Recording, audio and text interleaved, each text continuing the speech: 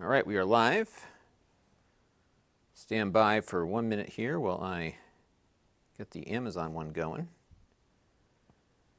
And yeah, we're gonna have some fun testing out a relatively affordable gaming laptop. There are a couple of different varieties of this one. So this one is the HP Victus 16. And this one has a i7 11800H. It has 16 gigs of RAM and an RTX 3060. And you can get these. They're actually available. So that is what we're looking at here. And we have some friends joining us. So let me say hello to some people before we get started here. So Ayan is here. William Wilkinson is here. Merrick is here. Joe is here. William is here. Eric's Variety Channel is here. Pork Chop Sandwich is here. And George is here. Yeah, the price on this isn't bad. It's a little, this is kind of like the mid-range, entry-level kind of gaming device. So you get the performance, but the build isn't spectacular. It's all plastic. But it has a 1080p display, and it has 144 hertz of refresh rate capability. So that's pretty good. And that reminds me, I got to download Fraps here so we can get some frame rate stuff. So usually this is the stuff that Jake does, but we are so far behind on these. He's got a bunch of laptops that he's looking at right now. So I figured that I would do this one live because you can actually get this one on Amazon. So I said, it'll be a good thing there.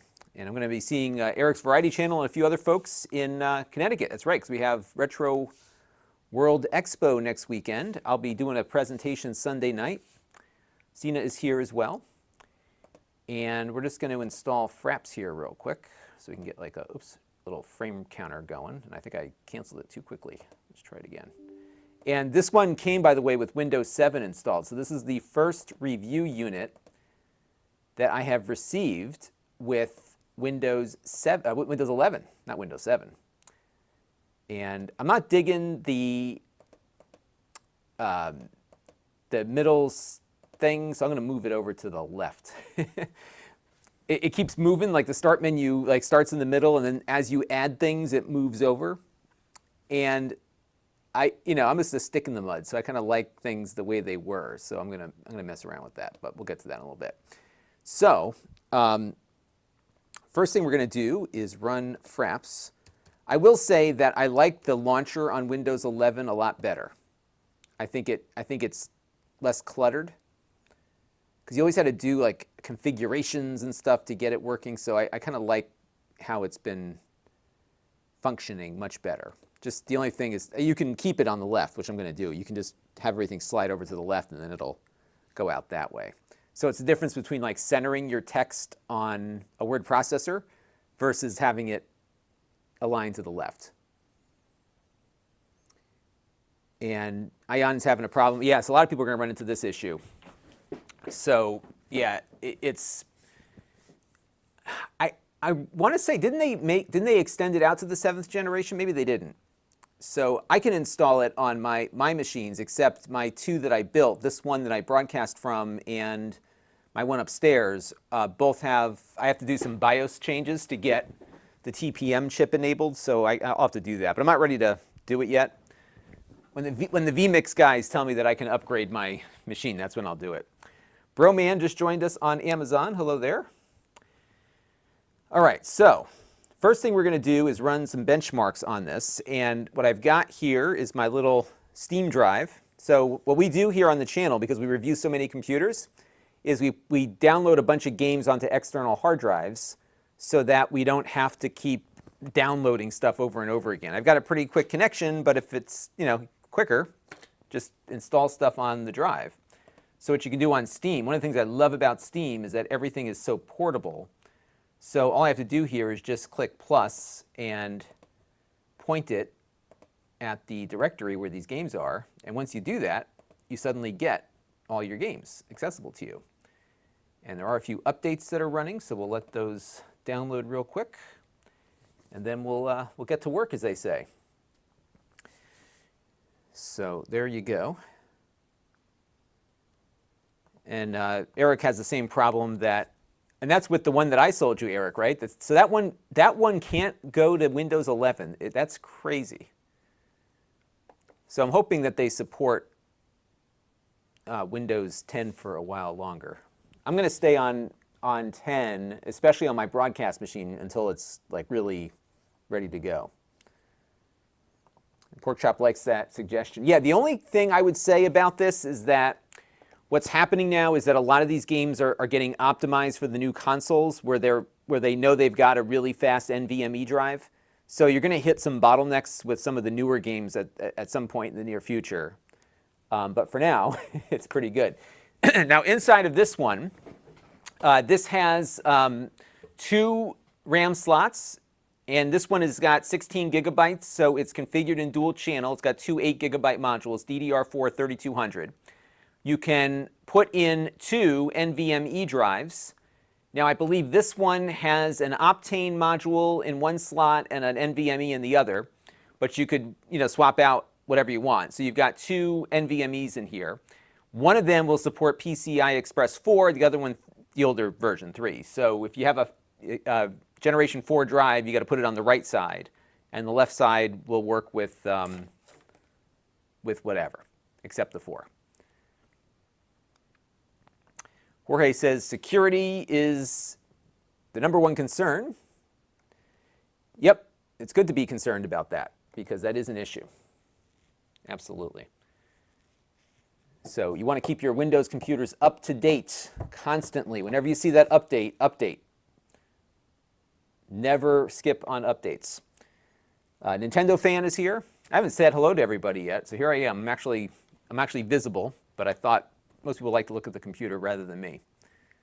Billy Boy likes the drive. Yeah, this is a nice one. It's just, it's an older drive, but right now on Amazon it's like $50, $60, 480 gigabytes.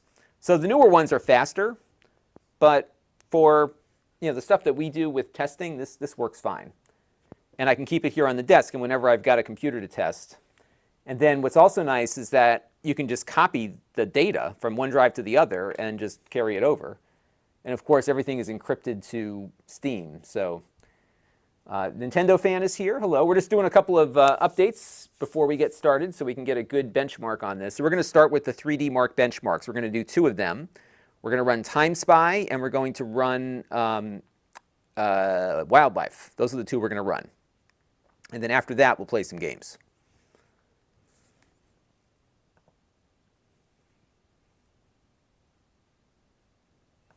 And Finn says, so that's right, that's the other thing is what your drive is formatted as. So I can install Windows 11 if I convert my OS drive from MBR to GPD, which I didn't think you could do without a reinstall. Yeah, I'm not sure you can just, transfer it over. What you could probably do is clone it, make an image, and then rewrite the image maybe?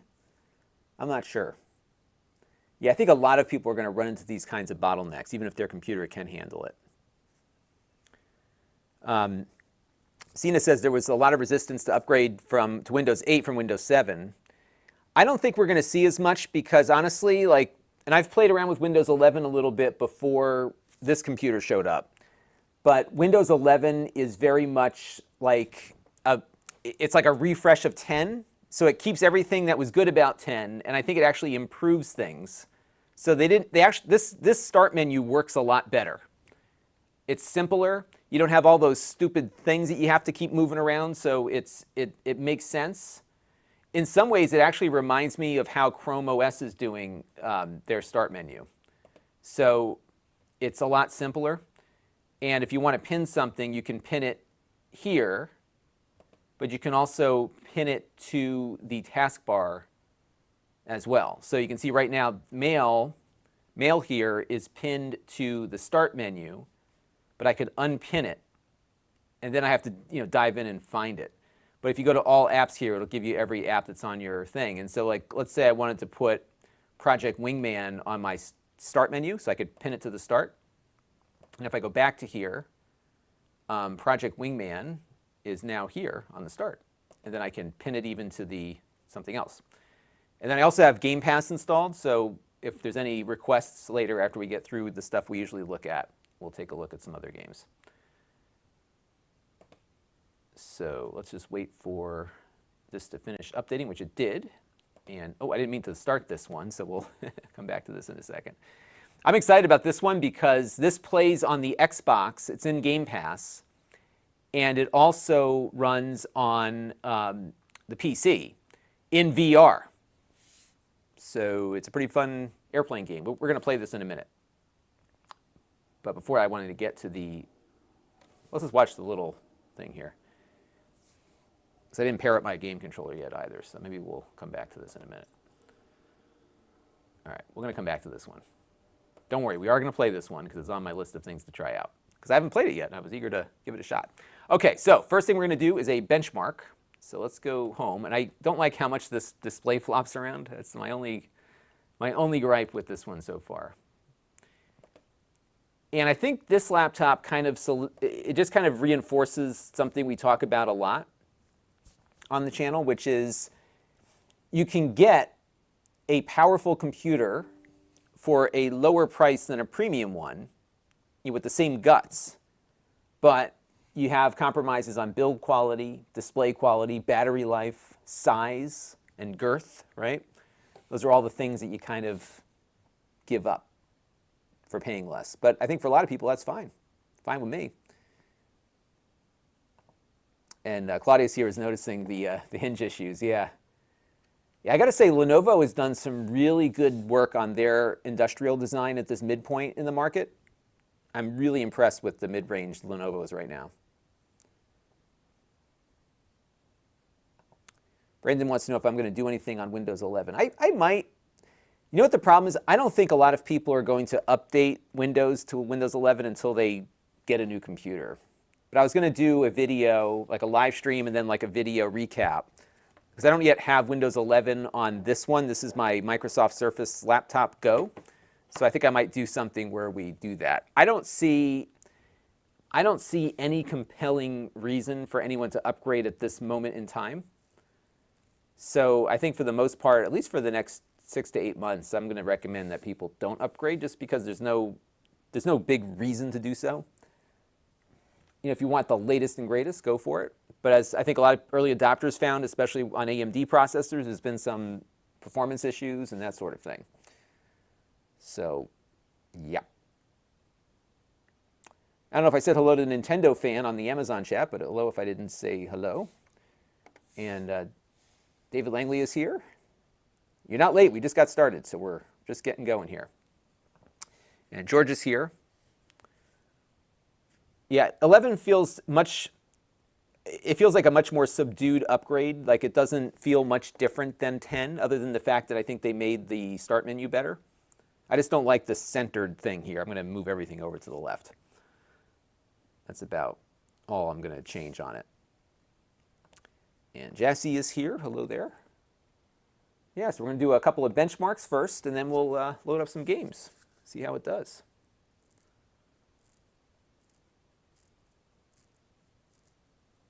So this is the Time Spy benchmark test.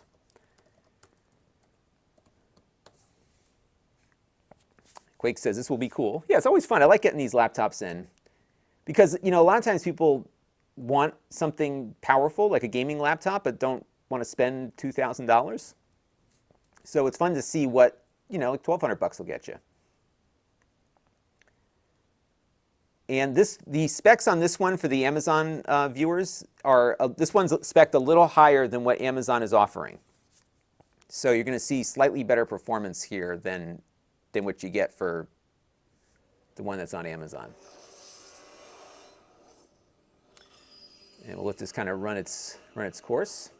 So this consists of a demo, and then after the demo runs, it does the actual benchmarking.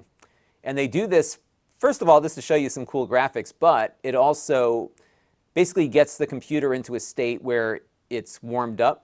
Because a lot of times with these benchmarks, you know, they don't run for that long, so it may not give it enough time for it to really heat up. So this gets everything warmed up. Quake was wondering, are the specs higher with the video card or what? So both the processor and the video card are higher on this one. So this has a 30, you know what I'll do is on the Amazon, I'll put in, I'll write out the specs here so that you can see what they are. So let me go over to live streams here, and I'll just make a note here. So the specs on this one, I must be signed in, so I got to sign into my Amazon account here real quick. So this is where I go down the rabbit hole of having to sign into my password manager, and then I've got to get my two-factor authentication just to leave a chat, because it doesn't chat very well on the phone. All right, hang on a second here. What's the number? Right, oops, wrong one. And I've got like two different two-factors here, so. Okay, there we go. Yeah, so this is going to run out for a second, and then when this is done, we get our actual test runs. And then we're going to run the wildlife benchmark so we can compare it to some other ones. All right, so here we go. So this is, I thought I was signed in here. You must be signed in to chat. I am signed in. Let's see, Amazon, go back to live streams. I may have to sign in again.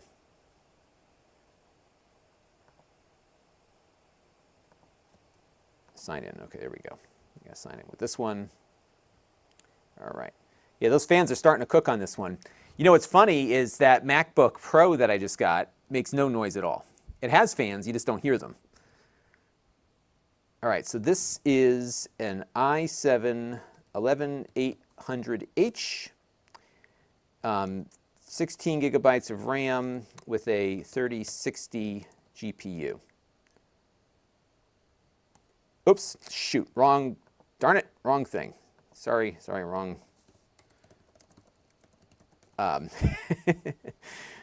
So I just put a chat on the wrong Amazon thing.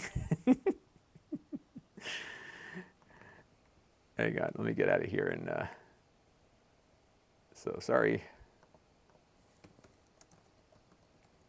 All right, let me go back to my own one here. And there we go. Okay, that's what that is. The benchmark is running. So while that goes, let me go check my other thing here. And what I'm doing also while I'm recording the video is I am doing an export on my new MacBook Pro and comparing it to the MacBook Air to see how quickly it can export videos that I make here on the channel. And believe it or not, it doesn't seem like the MacBook Pro is much faster at that. Okay, so we're going to let that finish up. Yeah, so I'm multitasking today. I went to New York City over the weekend for one of those PepCom shows to find some new stuff to check out. So I lost like a day or two of office time, so I'm kind of catching up today. Got everybody out of the house. They went to a Halloween party, so I'm able to get some things done today. And Brandon updated to Windows 11 on his Surface tablet. Yeah, I don't think it's, especially on the Microsoft hardware, I expect the upgrade to be really smooth. I think it's all the other stuff is the issue there. Yes, you can upgrade the RAM and the storage. You got two NVMe slots on here, one of them Gen 4, and the other, and the RAM can be upgraded also, 2 slots. So it is upgradable in line with other gaming laptops. And that's the other thing with these gaming laptops, most of them are upgradable, unlike the other ones. And William's laptop is harassing him. Yeah, I've now got like the little blue indicator that says I can upgrade, and I'm holding off. And Eric makes a good point here. Yeah, I think I would just wait until it's necessary. That's how I usually approach this stuff, especially for mission critical kinds of things. Like this one came with it installed, so that's how it came. So for me, I'm like, okay, if that's the way it comes, then fine with me. It's designed for it. Mara Trunks is here. Happy Saturday to you. Yeah, so we're just hanging out, testing out, doing some benchmarking. Now I have a benchmark sheet that you can find at Lon.TV/benchmarks, and that's where I put in all of the performance data from all of the computers that we review here on the channel.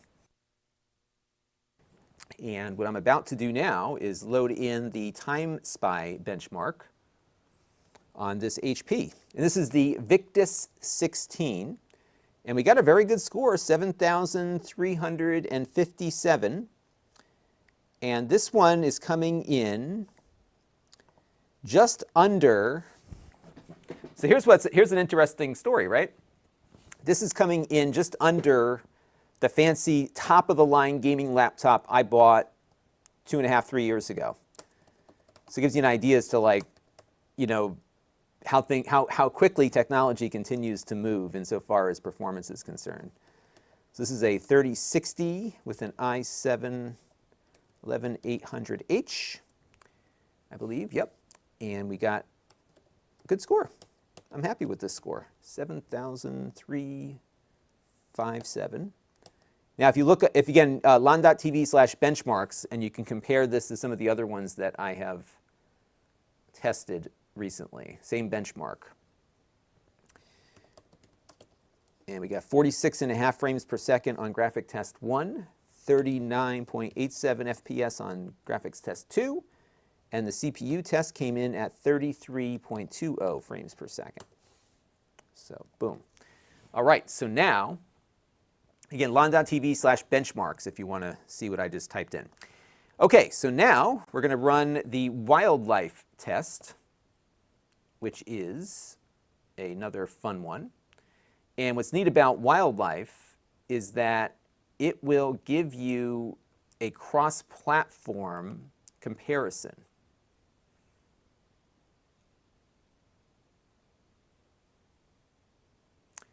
And what I'm going to do here is run the unlimited test. And what this will do, here I'll show you what the test looks like just when you run it by itself.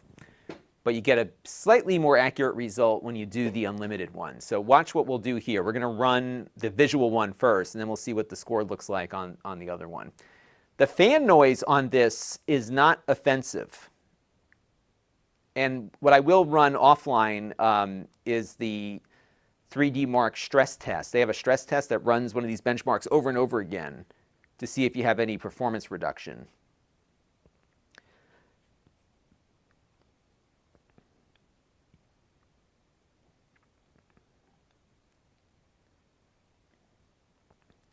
And you know, these benchmarks look so cool. I would love for these, like this to be a game, all of them. Like that Time Spy, I think would be an awesome VR game, wouldn't it?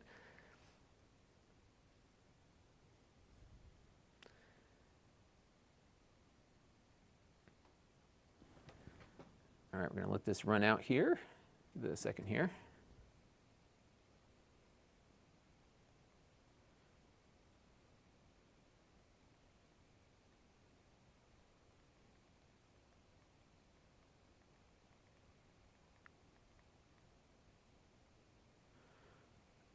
And we'll let that finish up, and then we'll run the other version of it after this is done. Then we'll play some games. And while this is going, we will see what you all have to say on your minds here. Sim Architect is here. Silver Eager saying, if you have integrated graphics, is it worth it to get an external graphics card? I think it depends. If you're happy, it used to be yes, like you would want to get the external graphics because the internal graphics were awful. This latest generation of Intel chips has really changed that stance. And many of these don't support it. So for example, this laptop does not have Thunderbolt, so you could not attach a GPU even if you wanted to. Same thing for my little Surface laptop here. I can't add a GPU to that because it lacks Thunderbolt. So I think it's a matter of what you want to do. I often recommend to people, like if you want a laptop and you want performance, there's some really affordable, relatively speaking, gaming laptops that you can get for under $1,000 like this one that perform quite well. All right, so we're going to run the unlimited benchmark. And this will I'm going to run this the same way I run it on everything else. And this benchmark runs on Android, it runs on iOS, it runs on the Mac, I think. Yeah, it runs on the Mac through the iOS app, so you can do like a real apples to apples.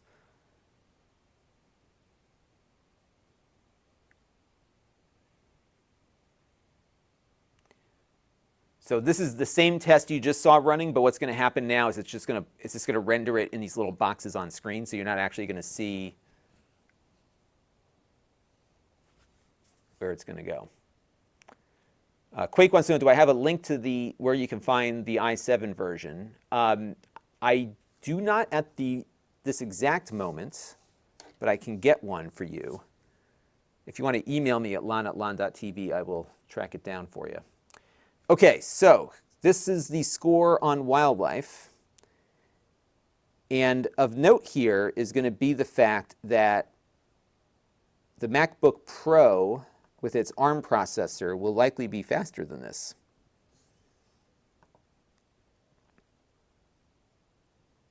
All right, so let me go run over to my wildlife benchmark on my sheet here. Orange Room, SpecPerf, Photoshop. Let's see, where's wildlife? There it is, wildlife. Okay, so we're going to find this one.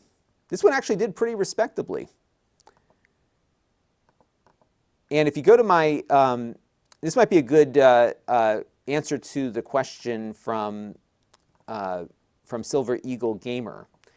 If you go to lon.tv/benchmarks and you look at my sheet, the Dell XPS 13 scored 12,741 on this test with its built-in graphics. This one having the built-in GPU, or the discrete GPU, does much better.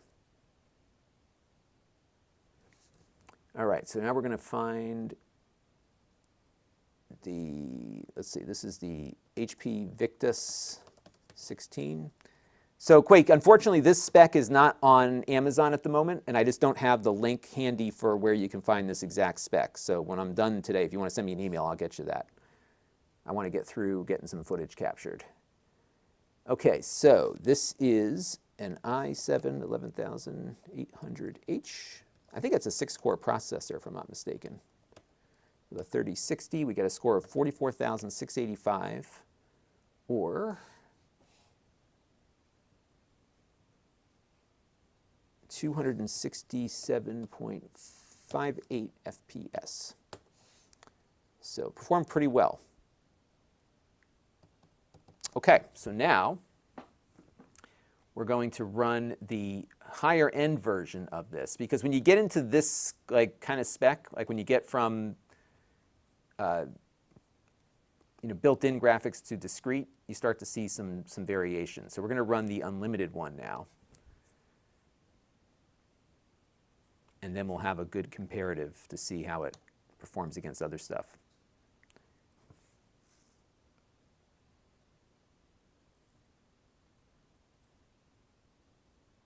Now, incidentally, the iPad mini scores 9,550 on this test, comes in just under 60 frames per second. This one ran it at 267 frames per second.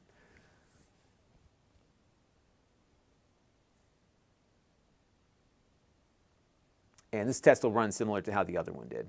So this is the same test we just ran, just at a higher resolution.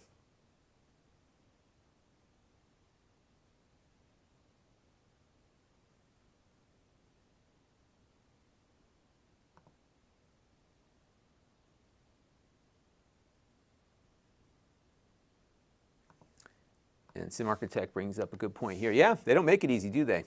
Even that framework laptop was just running with standard graphics, and you can't replace the CPU without swapping out the whole motherboard. Just not something you typically see on these laptops. Probably because they have to all get so integrated. So that's probably why that is.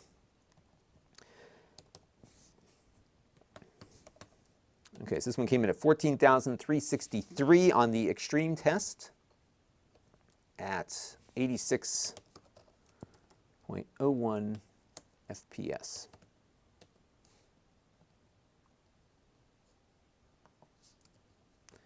And the best score that I've got, that I've been able to get on one of these, is my gaming PC upstairs that has a 2080 Ti. So that one came in at 176 frames per second. So there you go. All right, so now we're going to pair up our controller, and we're going to play us some games. So let's get this thing paired up. Oops. I don't break it first. And we'll go look up some Bluetooth. I haven't really done any Bluetooth pairing on Windows 11 yet, so this will be fun to play around with. That's what I mean. When you poke around in here, a lot of this is the same as it was before. You know, it's a little more refined from a user interface standpoint, but when you get into the dialogues, they're very similar. And you know what's funny too is that like some of the dialogues from Windows 2000 are still in here, Windows 98, 95. It's kind of funny. So there's our Xbox. All right, we are connected. And let's go back to Steam. And why don't we do a little Red Dead Redemption 2. And this is a 1080p display. So what I think I'm going to do is run it at the lowest settings. And then we'll see what kind of frame rate we can pull out of this thing. And unfortunately, I don't know if Fraps is going to give us a frame counter, but let's see if we can figure that out. I'm going to go through all this rigmarole here too. So this is the Victus 16.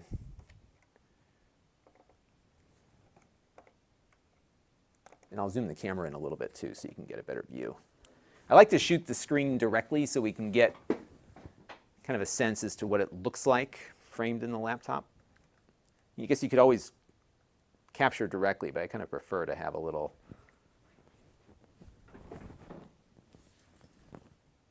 I think it looks more real to have it run. You know what I mean? Like it's you can prove that it's running on the laptop because it's like this is it. You got the V here. So my only gripe so far is the hinge. It doesn't go back that far and it's floppy.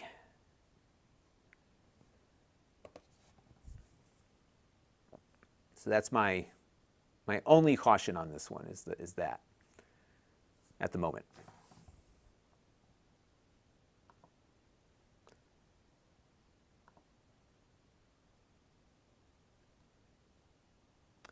And I got to check and see if this has G-Sync. I forgot to look for that. I will take a look and see.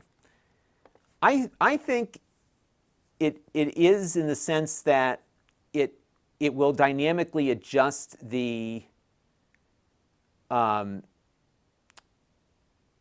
it will dynamically adjust to the screen resolution.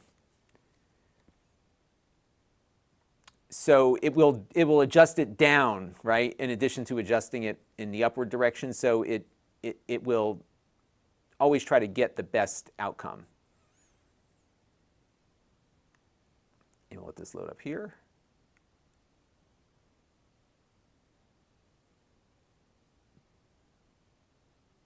And Quake, so this one is the one I linked to is the closest configuration. So that's the i5 version, and I think the performance will be very close to this one.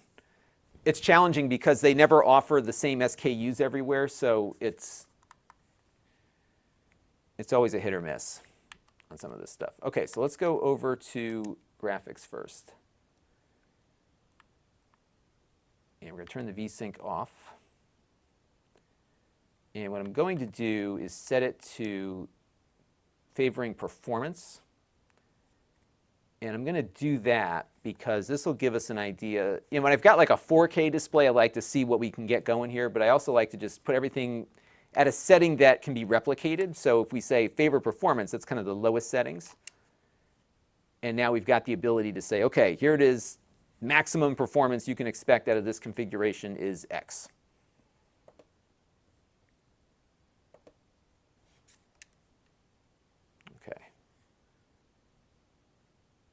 And so now we are there. Although it's weird that it's putting texture quality at ultra when I'm asking it to be, see if I go up to, I guess that's the default for that setting.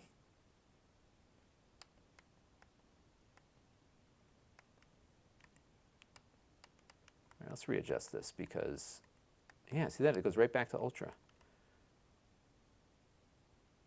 Okay, so that's the setting. All right, so let's go back, and then we're going to load the game up.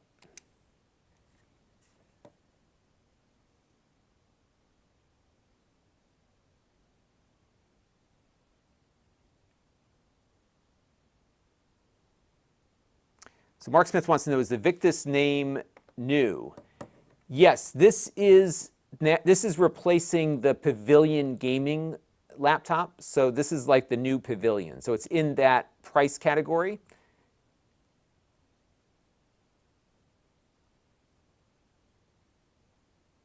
So that's what the difference is there. Okay, here we are. So that's running pretty good. 108. Actually, this looks pretty good on this display. Let me hit the record button here. We're going to do get some B-roll footage. It looks great. This is, again, super low settings. But this particular model,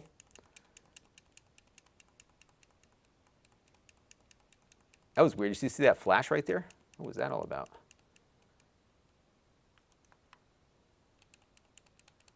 And granted, we've got it on the lowest settings, 1080p. But, you know, it's doing pretty good. And it looks nice on this display because it is able to handle the 144 hertz. So that, I think, is pretty cool. And again, this is the i7 variant. So the one that you're watching on Amazon will be a little below this one. Yeah, I would say it's probably going to be, I think with these settings, the one on Amazon will clearly do better than 60 frames per second, but not quite as well as what this one's doing. But, you know, we're generally in the 80 to 90 frames per second territory. The fans now are starting to kick on. I'm hearing some fans going now.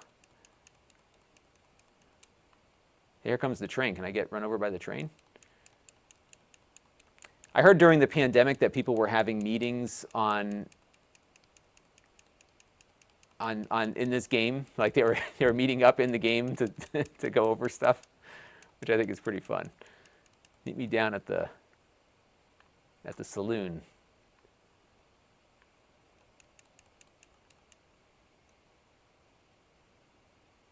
Yeah, good stuff.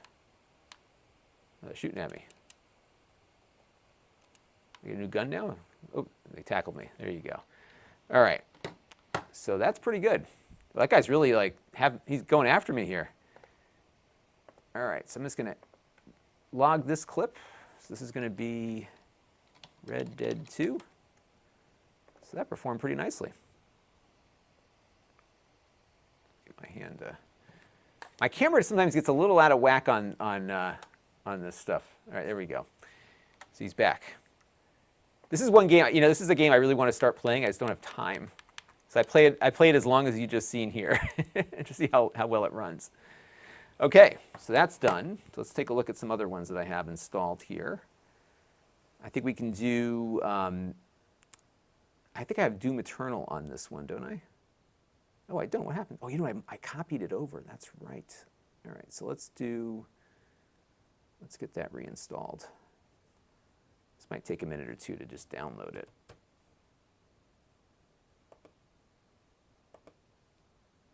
So we're just going to install this real quick on my D drive here. Believe it or not, this won't take all that long to download. Even though it's like 88 gigabytes, we've got gigabit here, so it'll come down pretty quick. But that ran pretty nicely. Mark Smith wants to know what kind of display. So this is a 16 by 9, and it's a 1080p display.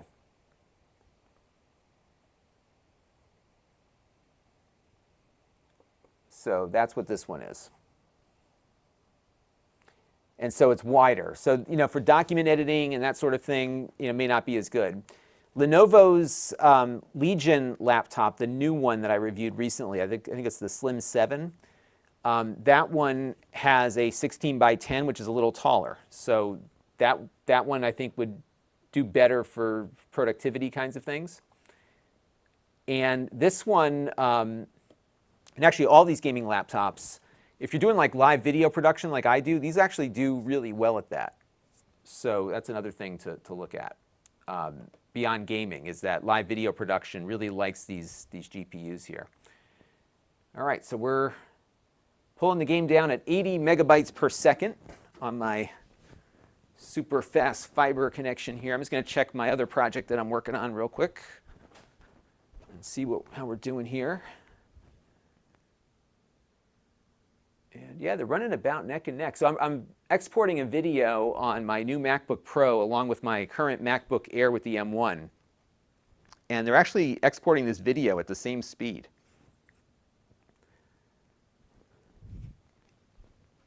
So the type of work that I do doesn't really make one a little better than the other. All right, so let that finish up. This has got to just finish downloading, and then we'll play around with this a little bit. So let's take another, I don't know how long this thing is going to be.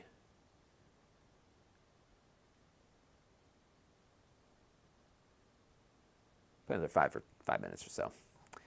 Ricardo wants to know about the fan noise. The fan noise, believe it or not, isn't bad. I've heard louder. It has, and I'll in the review, I have some video of,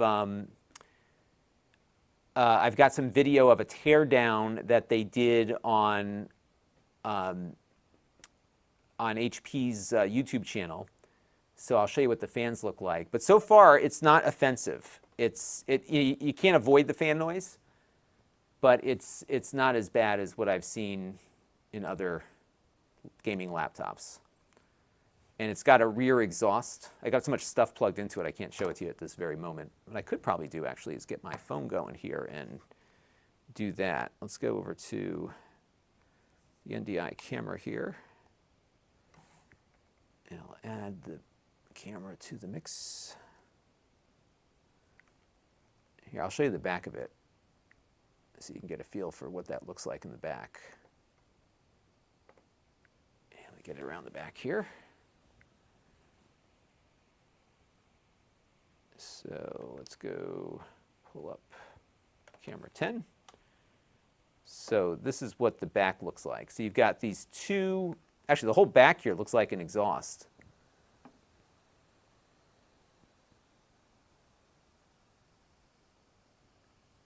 So it's got a neat design. And then the ports here, so you got two USB 3 ports on the right-hand side. And there's another exhaust area here. And then, I'll give you the other angle here. So you've got built-in Ethernet. Let's wait for it to focus here. So you've got built-in Ethernet, a USB 3, and a USB Type-C. There it goes. And then you've got your power. So it uses a 240-watt power supply.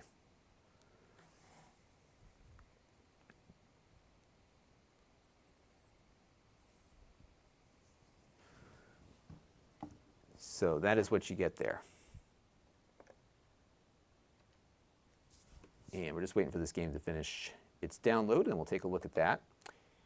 And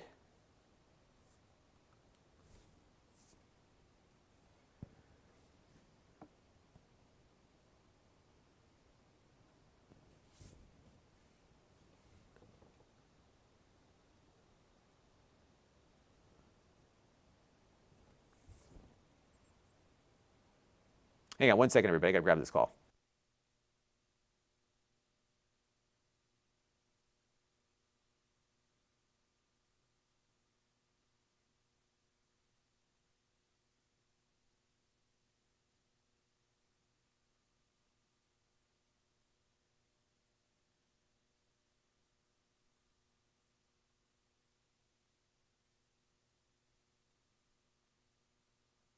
So a friend of mine just got an iPhone. He was on Android for years, and he keeps butt dialing me. I thought something was wrong. All right, this is almost done. You know what's funny? I am the guy that gets butt dialed all the time. So, question about the brightness of the screen. Let me check my review notes on this to see what the brightness is. So this is, go to my notes. So I've got notes on this one.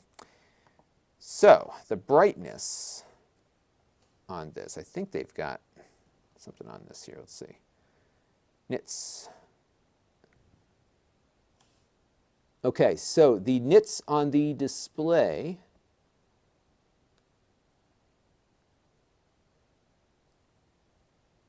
it doesn't say because, so apparently there's a Quad HD version which will go to 300 nits. I would say this one is probably in that territory. But I don't have the specific nits on this model. Let's see. Oh yeah, I do. I do have it. Okay, so this one is 300 nits, 144 hertz. The one on Amazon, I am not sure about.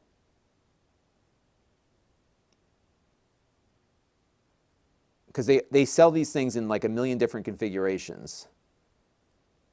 So you probably would need to check the specs there. This one has a 300 nit display.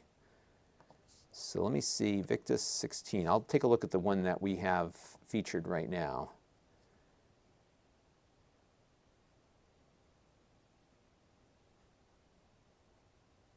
And let's see what this one has. So I think the one that's featured on Amazon has an IPS display, which I think is probably going to not be the same one as this one. Let's see.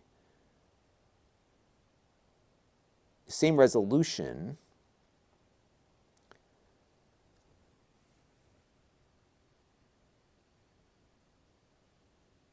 Let me scroll through their things here.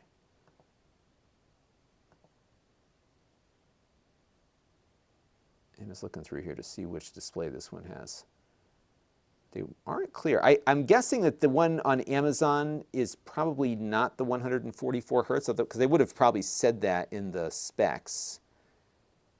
Now they do have an AMD version for a little less money that does have that with a 3050. That's also on the list of ones below. So the hardware generally looks the same. It's just all these little configuration nuances, which is why it's hard to like pair it up exactly with each one. But this one is 300 nits. Mark Smith wants to know, how do I feel about the Oculus name change? I don't know if it's going to make much of a difference. I'm kind of disappointed that Oculus, the name, is going away, because I think it's a pretty recognized brand. So the other version is 250 nits, so it's a little less bright. And I think we're at full brightness right now. But this is what happens, is that when you get below that 1,000, or to try to hit that price point of $1,000 to $1,200 in that ballpark, there's always things that get chipped away at, right? So it's like, what can we do? Like what features can you offer at what price? And so in this instance, you don't get the brightest display, but you get 144 hertz, right? So like there's always that kind of trade-off there. And this is taking a while. So let me go and, why don't we load up like No Man's Sky or something just to get that recorded. Do I have that on here? Yeah, I do. And I think it's going to pause the download while it's doing that.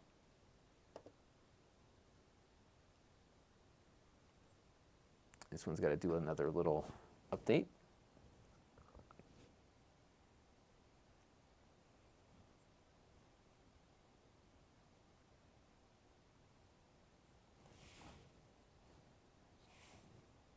So we'll let that finish up here. It's doing a update here. That's going next. Let's download now. That'll pause the other one. Actually, a pretty big update, actually.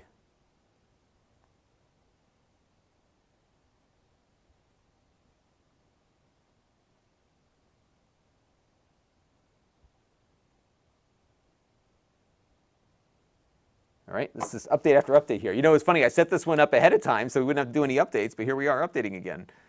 That's how it goes.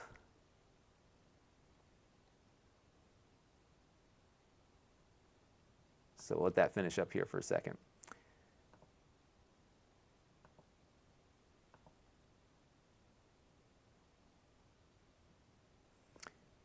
So George is asking, you know, it's funny you should ask this because just the other day I saw it get into the territory that you see there.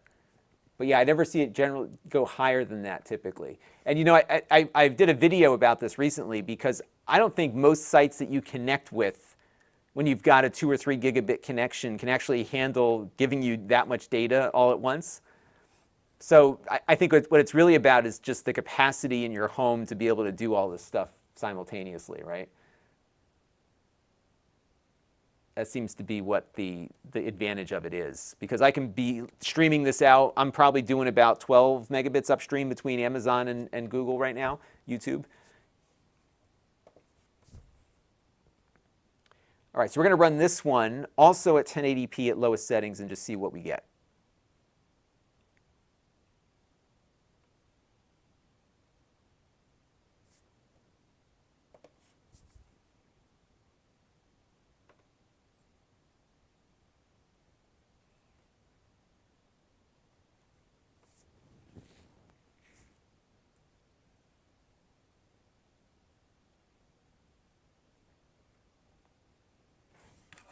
All right, so we'll go in. Why is my controller malfunctioning here? Hang on, my controller is not behaving properly. It's not responding. So let's quit the desktop and try this again. I can't even get the mouse to, let's see. Yeah, the buttons don't seem to be working. Let's quit the desktop here real quick. Give me 1 second, we're gonna reload it. I saw this happen the other day and I can't remember what caused it.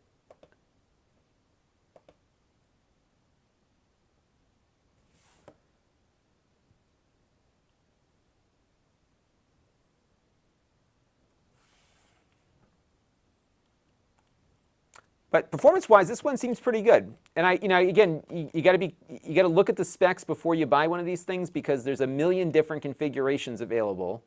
There's at least 4 or 5 different versions on Amazon. You know, the hardware all looks the same. It's what's inside that's different. So just be advised.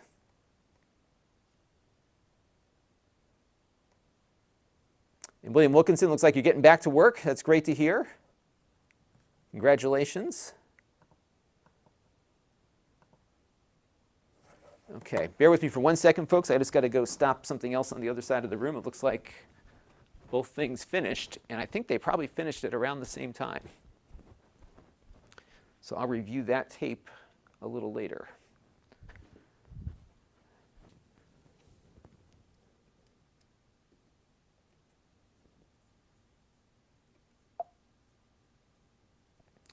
All right, 1 second, folks. Just going to just do a quick update to this before I forget.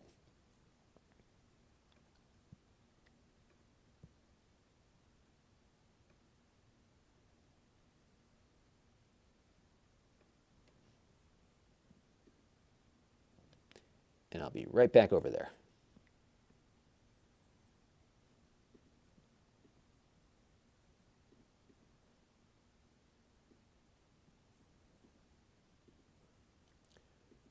Do that setting, this setting, and we'll do this one. And then we'll be back to okay,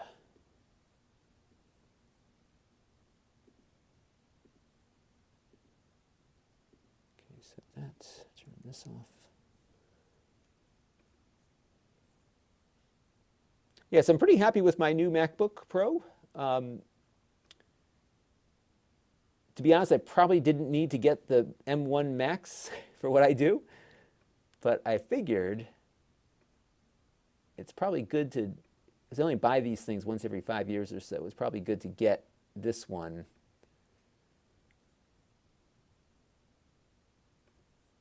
Okay, let me put both of these to sleep, and that project is done. All right, so I should be able to shoot my MacBook video on Monday. So I've got enough of what I need to collect there. Okay. So now you'll notice we're locked at 60. And let's see if we can get it going a little quicker here. So we're going to go to Options, Graphics Options. We're on Standard. Oops. Yeah, kind of leaving everything at the standard preset. So that is where I want it to be. And then as you can see here, it's locked at 60. So we want to just move this to kind of like unlimited. I think there's a setting for unlimited. All right, we'll just put it at 240. And is there a VSync? Yes, we'll turn that off. Okay, so let's apply that.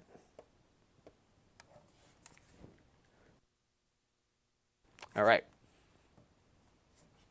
So now, there you go.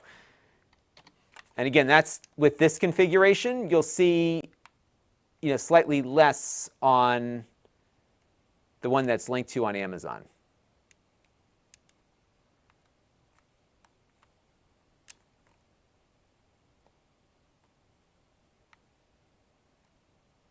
Okay, we'll go into space here. Maybe we'll go to a different planet.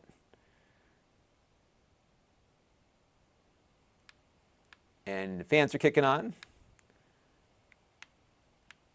And so we could probably squeeze some more out of this. What's nice, too, is that when you've got like a 1080p display on one of these, you can really crank the quality of the graphics up because you don't have that,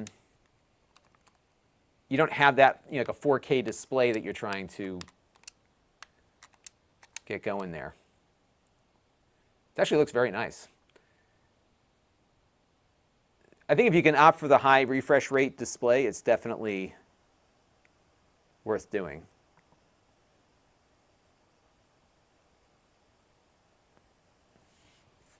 And I'm going to stop it here. I'm going to try to get over to the sunlight here so I give it a little better view of things.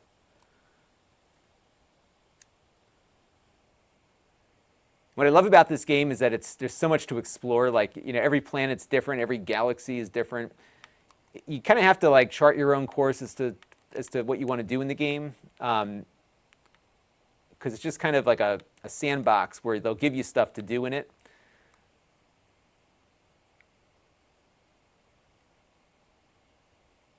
And we'll set her down right over here. Nice little lake. And you can play this in VR also, which is really fun.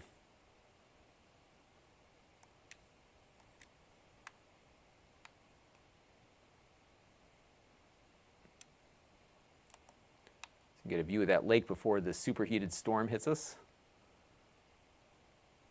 And here's the other thing that's kind of cool about this game, is that in addition to space and the ground, we can also go into the water, which is great for this storm that we're in right now. And you can just kind of go underwater.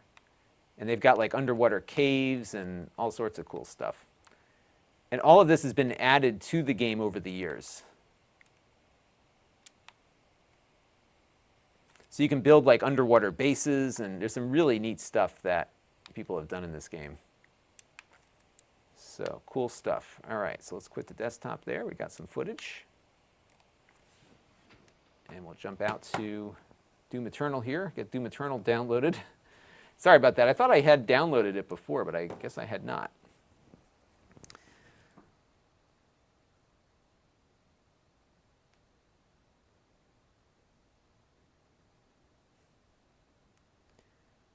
So yeah, so I'll check the video that I just shot on the other side of the room in regards to the video output.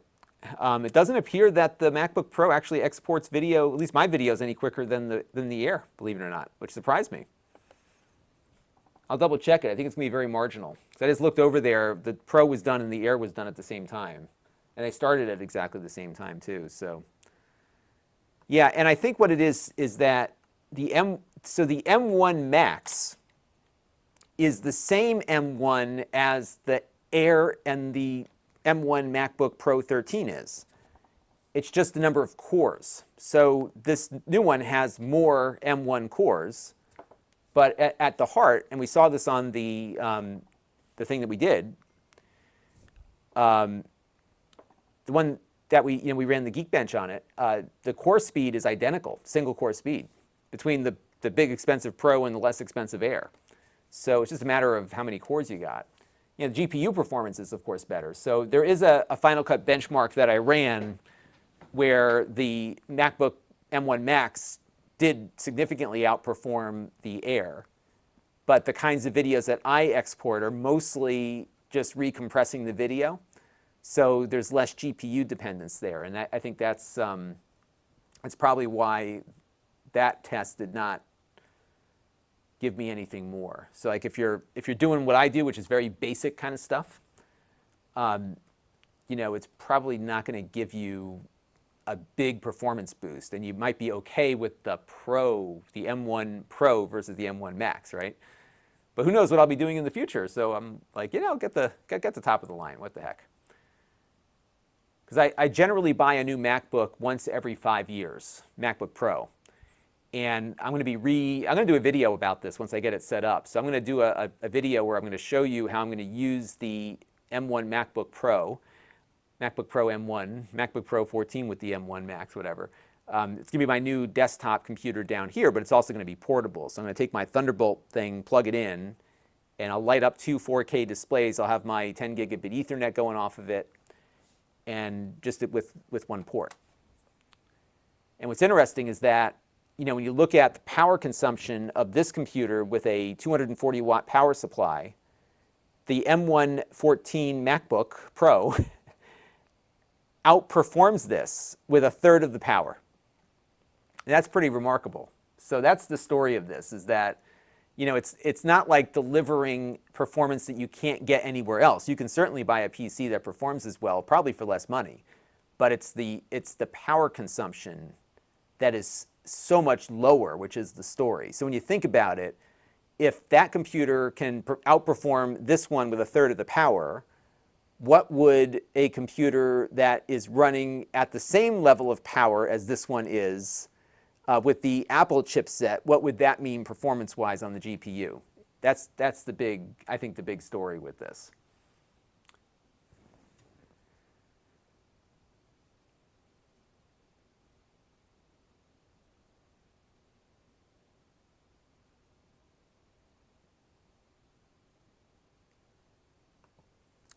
So Deadset says the M1 Pro has 8 performance cores, 2 efficiency cores. The Air has 6 performance, 2 efficiency cores. And I have the Max, which I believe has 10 cores on board. And I'll tell you what, my Max, when you do the day-to-day, doesn't feel much different than the Air. Like the Air felt zippy and quick, right? This one feels just as good. The display is certainly a lot better on the Pro. It's almost OLED quality. It's that good. So I was very pleased with that. So I'm sorry, I thought I had this on my SSD and I didn't. What happened was I was testing, what was I testing recently? I was testing something from some company and I was getting a lot of lag, and so I thought it was the SSD that was lagging, so I copied or moved the game over as opposed to copying it, and so it moved it off this SSD, and now I'm re-downloading it. So it'll be done in a second. So it's not quite maxing out my connection. The fastest we were able to get was 97 megabytes per second, which is just at the gigabit range. Now this is on gigabit right now because I'm using its internal Ethernet, but for the most part we've been running under a gigabit. We're about 75 megabytes per second right now. Not bad though. Not bad. So we'll just finish downloading real quick and then we'll have a look.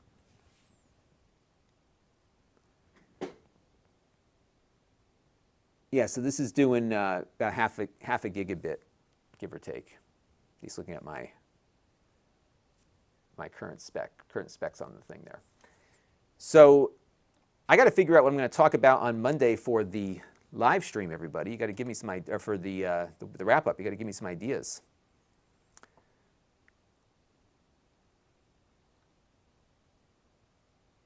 And Mark Smith has got to leave soon. The library's closing up. Hopefully I'm not making too much noise in the library there.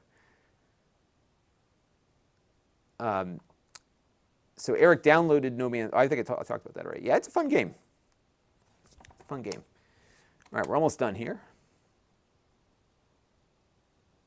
8 more gigabytes to go. It'll just be another second or two. Oh, that's not a bad idea, Brandon. Maybe we talk about the Facebook name change. That might be something to chat about. I don't think it's going to help them at all. My power company changed their name, and it didn't do much for them. So, all right, we'll dig into the Facebook name change a bit. Meta. So I think Facebook will still be the same. I guess they're kind of doing this like Google did with Alphabet, right? They've got like the Alphabet holding company and then everything else underneath it. So that's kind of the standard they're working against.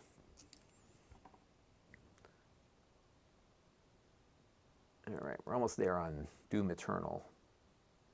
These games are getting bigger and bigger. Because I think Red Dead is like 125 gigabytes. Huge. This one is 78 gigabytes. And that's compressed. So it's going to use about 88 gigabytes when it's done installing.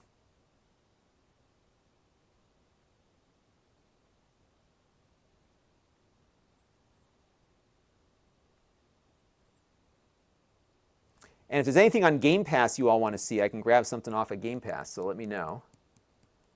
Even if we don't get to it on the stream, we can run it a little later. And then like before, what we're going to do with this is we're going to just have it at the lowest settings just to see what we can pump out on this sucker. Well, that's a good point, Brandon, that the Quest doesn't need Facebook any longer. Yeah, let me make some notes about that. That's not a bad idea. And I could also talk about how I don't think Facebook is good for creators because they really haven't been. They share the least.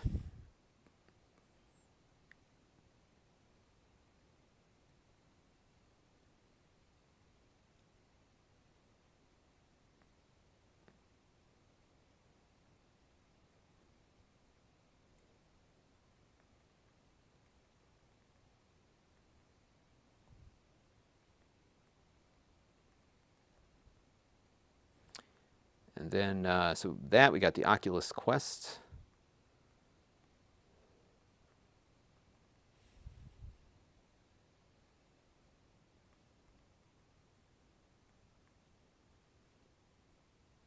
I will say, though, they've had some bad practices, for sure. But I don't know why, like, Facebook gets criticized or gets hammered so heavily by everybody, but cable news gets off the hook, right? Like, cable news is awful. I don't watch any of it. All of it's bad. Every single one of those 3 cable networks, terrible.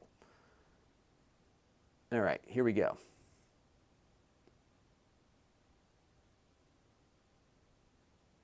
It did crash, didn't it, Brandon? I wasn't paying attention. I was typing in my notes so I didn't forget. But now it looks like it's working okay. Chanfley says the Ascent on Game Pass. All right, we'll check that out. I think I started playing that one, didn't I? Is that RPG game, the overhead RPG thing? It looked really interesting. So Eric, I went to B&H on yesterday. I went there Friday morning. So I'm looking for a new studio camera, or a set of new studio cameras, so I could get better image quality and do the 4K. And the one I wanted to see, they didn't have on the floor. It was a bummer. What is all this junk here? I don't want to watch this. Come on, get out of here. Okay. All right. So let's go to the campaign mode. And actually, let me go back and get to the settings real quick. No, I don't want to quit the game. That's not what I want. Extras? No. Where's the settings? I got to get into the game first. Let's try that.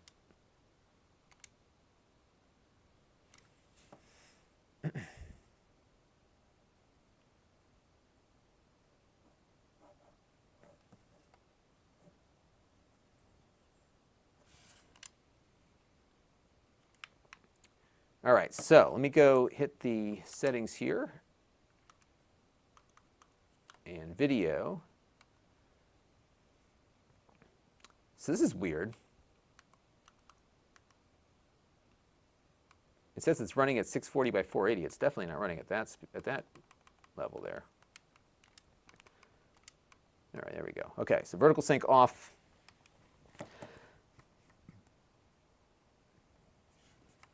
Overall quality low. Perfect. Okay, so we are on low for everything. No, I'll discard those. Okay, apply changes, right stick. Okay, so now we are on low settings.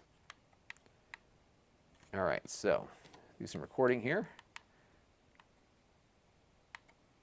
Excuse me, zombies. Well, this guy's like going at it with, they're all like fighting each other. That was the one thing I loved about the original Doom, was that the bad guys would sometimes shoot each other. But yeah, you can see with this configuration, we're doing about 200 or 130 frames per second or so not bad. What I'm trying to do is get some clean footage here, because on the Amazon video shorts, they don't like this game very much. So I often get like dinged for graphic violence with this game. So, but it looks good. This is, again, low settings, 1080p on the 3060 variant with the i7 and 16 gigs of RAM. Runs super nice. All right, so we got some footage there. Ah! Not bad. All right.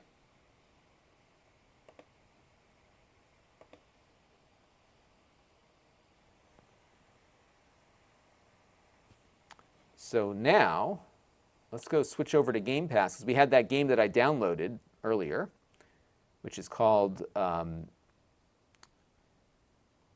is it called? Project Wingman. I've been eager to play this on my VR upstairs. I might do that after the stream is over.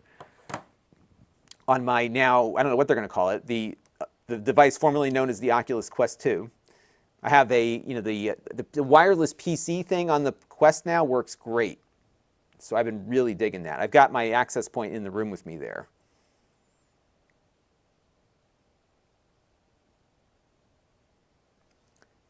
And Eric is looking to get a Switch with Animal Crossing. My kids love Animal Crossing. Love it. And they're so excited for the update. All right, so let's go to settings here. And again, we'll do what we did before. So let's go to video. This game seems like it would be one of those games that would perform pretty well.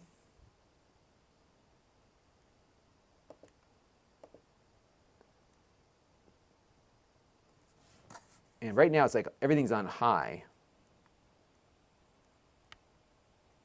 And this is something that doesn't have like a low setting, but we'll just go, you know what I'm going to do? Let's just run it on high settings and see what we get. Because I just kind of want to see what this game looks like. All right, so let's go do a quick, I'm guessing Conquest is like the quick play. Let's see. This is called Project Wingman.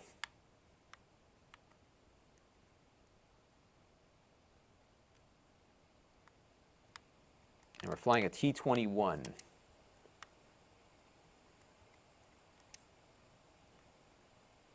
It's funny, this one seems to be driving the fans harder than anything else I've played so far, probably because I turned the settings all the way up.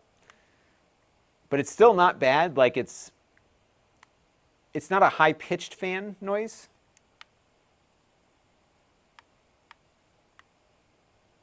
I've always preferred the F-16 in these games, so I'm gonna do an F-16. I can't play. I got to unlock that, I guess. So I have to get prestige points to unlock that. All right, how do I just fly this plane here? Anti-air, anti-ground. Okay, let's just do it.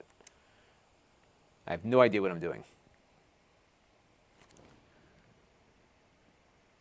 And I think we're going to have to boot somebody out of our Amazon chat here.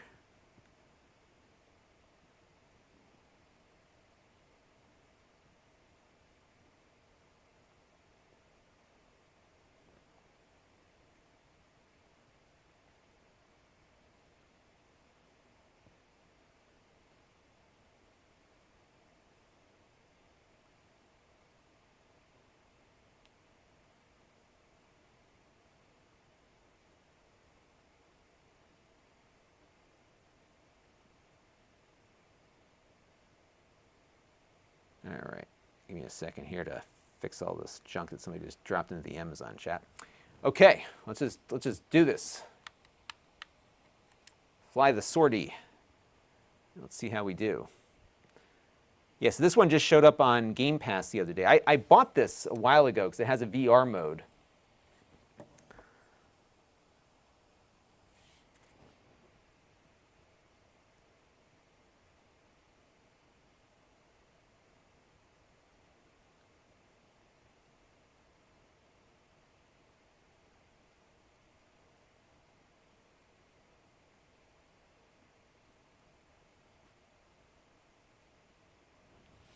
All right, here we go.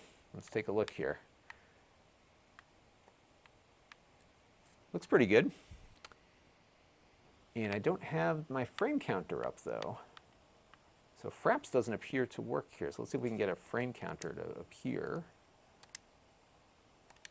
User telemetry. I'm assuming that's what that's for them. Let's see, video. See if there's a setting to turn on the... There is nothing, nada.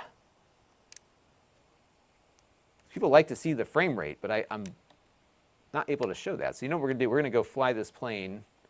Oh, so these are the rudder controls. We're gonna fly this plane.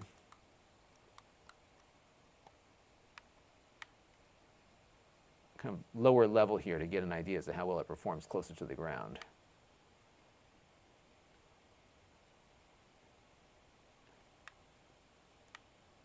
I think they're about to shoot something at me too.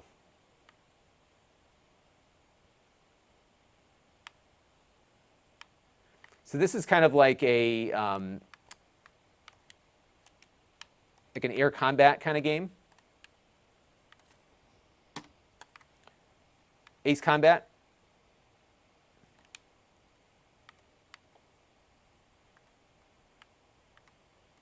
Do I have air-to-ground missiles? Let's see. Is this system here? I think I'm about to buy the farm here.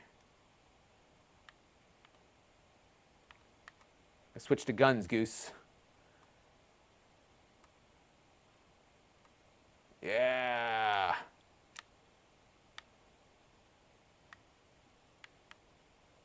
Oh, it's got like some water effects too. That's pretty cool. It's like raining. Either that's raining or that's my fuel, like my plane's oil. Pretty neat weather effects.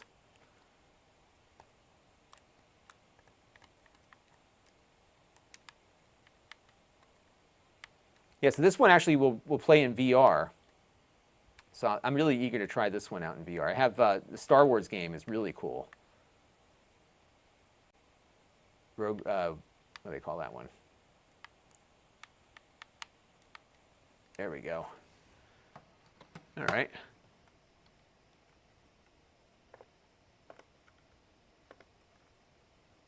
So this one was... This one is Doom. And this one is... Okay. Yeah, I love Game Pass, by the way. If you have not tried Game Pass, I would do the demo or like the trial just to see if it's something you would get some value out of. Because I have gotten a lot of value out of Game Pass. All right, so here we are in Game Pass, and I had one request Ascent on Game Pass. So let's look that up real quick. And one of the other neat things about Game Pass is that you can stream these games now on your mobile phone or on your Chromebook. So you can start a game on your computer, or you can start it streaming and then you sync it up. Because like game streaming on the Ultimate subscription is part of the deal. So it's a pretty good value, I have to say.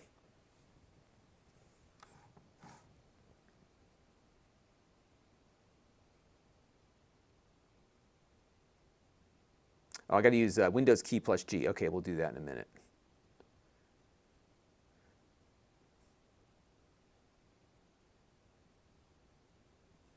All right, so this is going to download real quick. Let's see how fast this downloads at. So this is going a little faster than Steam. So this one's downloading at 90 megabytes per second. We're actually getting close to a gigabit on this download. Part of me wonders if I should hook up my 2.5 gig adapter on this and see if we can get it going quicker. So just to give you an idea on the PC side, now remember you can play your console games on the PC through their streaming thing. Oh, look at that, full throttle's on here now? Jeez, so much stuff. So let's go to all PC games. So these are all the PC games that are included.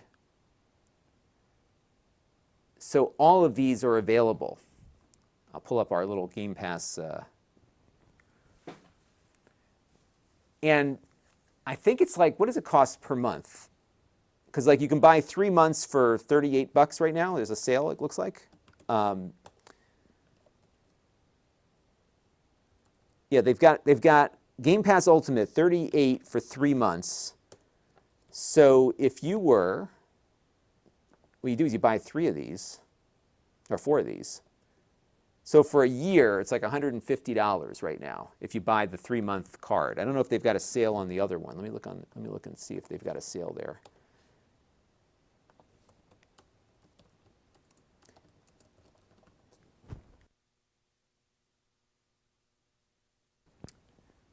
So the 1 year, is there a 1 year? And you got to be careful because there's a Game Pass, like there's just a console one, and then so they've got like PC and console, but the one you want is Ultimate because Ultimate has both the console and the PC together, and that also gets you the streaming. So when you go on to Game Pass here, so if you go to Cloud Gaming, these are all the console versions that you can stream. Here, let's go and look at all those. So if we go, let's see, most popular now, day one releases, all console games. So you've got 317 that you can stream. Any of these games that has a PC version will sync the save game up between the two, at least most of them do. I don't want to say all of them do that, but most of them do. So if you were playing Doom Eternal on your console or were streaming it, when you get back home, provided you're using the Game Pass version, your save game will sync up between the PC and the Xbox or the streaming version. So even if you have a low-powered PC, this is what's really cool about it. You could have a Chromebook, and you can stream all these games as part of that subscription. So $150 a year, in my estimation, like if you're buying, if you buy 3 games, you're already ahead. Now, granted, the games that you want have to be on Game Pass for it to be a value for you, but I find it to be a pretty good deal. Now, what I did, they had this crazy thing that they were doing when they first set it up. So what I did is they allowed you to convert your Xbox Gold membership to Game Pass on a one-to-one basis, and they let you buy up stuff. So I think they did up to 24 months or something. So I bought another 1.5 years of Live.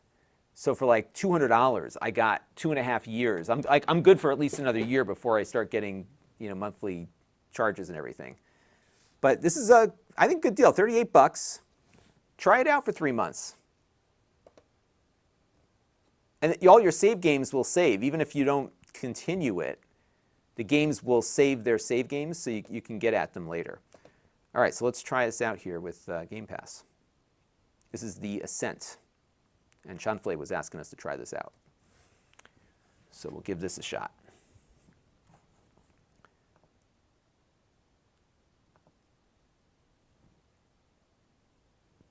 Rich Daly is supposed to be working. See, I'm working right now, Rich. This is the beauty of what I've found myself into here. Let's put me on in the background there. Brandon's expires in February. Are you going to keep it? Oh, I should install Flight Simulator. I should try that. Just read all this garbage here. Okay.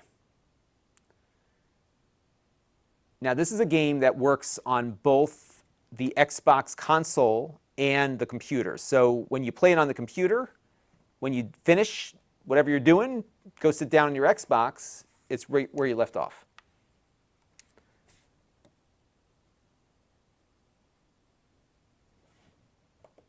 All right, let's see what happens here. I think it's kind of stuck at the moment. There it goes. Okay. So you have couch co-op, online co-op, single player. So let's do single player. I haven't started this yet. You know, it's funny. I started playing this on the streaming one night on my phone, and then it's like when the kids get in the bath, I got like 20 minutes so I can play a game, and I just didn't have time to get started here. All right, so let me turn the sound up a little bit so I can hear what's going on. Every cycle, thousands of hopefuls make a planet fall on whatever this planet is here. It's kind of like a cyberpunk or a, what's that movie? The Harrison Ford movie. Which one is that? I forget. Oh, Blade Runner. It's got that Blade Runner vibe. There's this like really cool VR game that you can fly through one of these cities with. I got to try that out. And I indent with the Ascent group.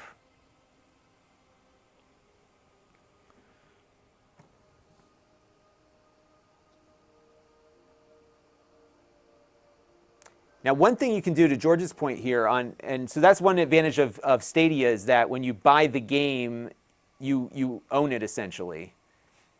What I like about Game Pass is that if the game does leave, generally, I think it's almost universally this is the case, I think you get a 20% discount on purchasing the game. So when the game is about to leave, you get notifications, and you can buy the game for a 20% discount, and it'll play on whatever you bought it on. Because for a while, I don't know if this is still the case, but they were selling games that if you bought it on PC, you also had it on the Xbox. There was a couple that were like that. All right, I'm just going to go with this guy. I'm like, this guy, I can live with. Oh, I'm going to make him.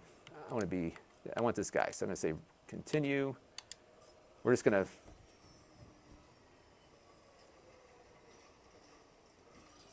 And I got to hit the game bar, huh? So we need to get the frames per second. Oh, it's right here. So it's not giving me frames per second on here. You need expanded user account. Oh, okay, so I got to expand. Yes. Okay. So now I can do this. Well, then restart my PC for this to take effect. Okay, so we'll have to come back to that.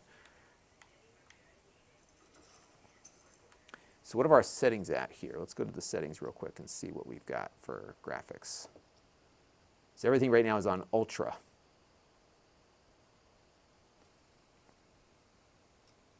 All right, so you know what I'm going to do though? Reach the waste management. All right, so let's quit to the main menu here. Can I save this? How do I know I'm saved here? I'm assuming it must have saved it to start because I want to get the frames per second up. The computer to get this frames per second counter to work. So let's do that real quick, and then we can come back. And you can see how fast it reboots. So we're going to do a restart.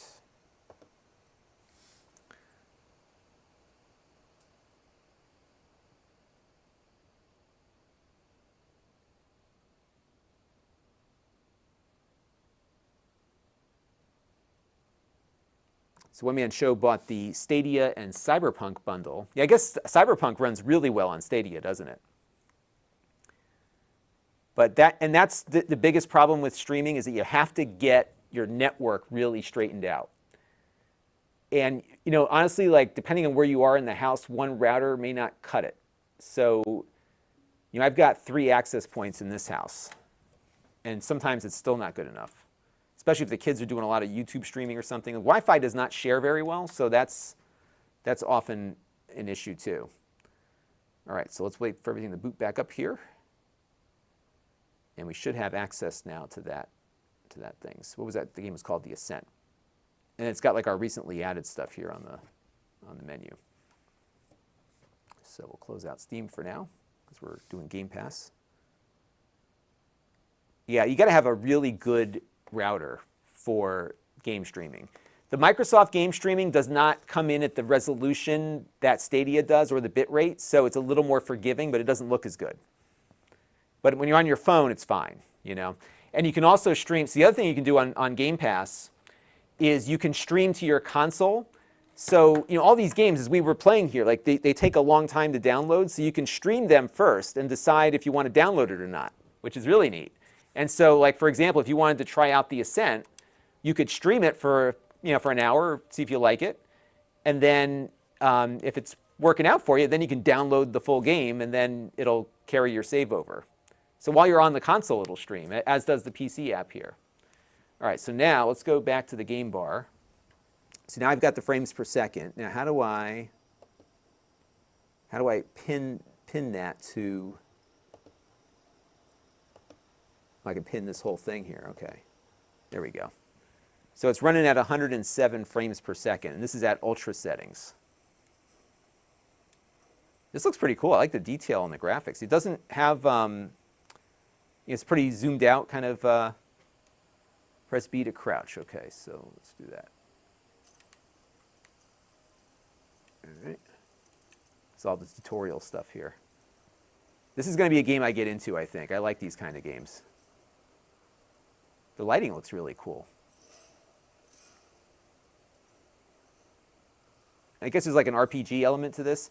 I guess some were saying that, okay, so authorize. Some are saying is that this is what like Cyberpunk should have been like.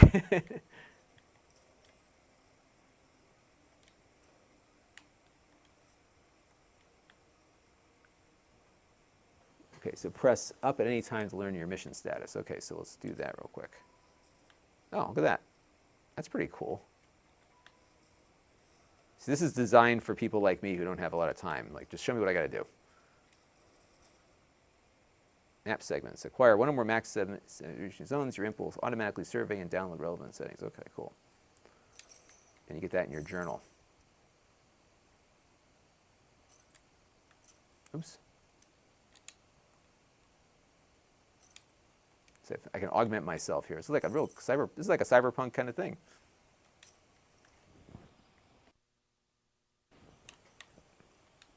All right, I think I got enough on this.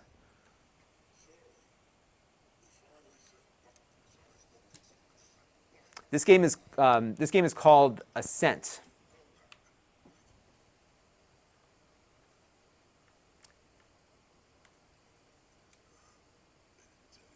And it's got voice acting too.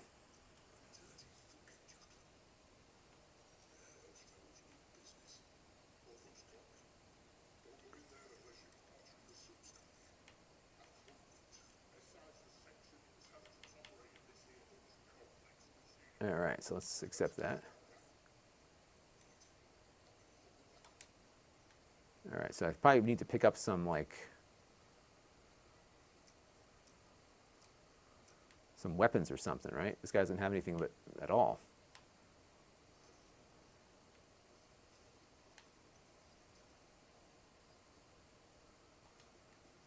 And I can hit that down thing, or that's the journals. Hit up, shows me where I have to go. There we go. Yeah, it runs pretty good. You saw how that was running, right? We're in the 90 frames per second territory here, so it's pretty good. All right, so that is Ascent. It runs pretty good on this one. So let me just mark that clip. And we'll do a couple more just to have some examples of some games running. All right. So we'll pick out another one on Game Pass. And unfortunately, you can't move these game bar things out of the way, can you?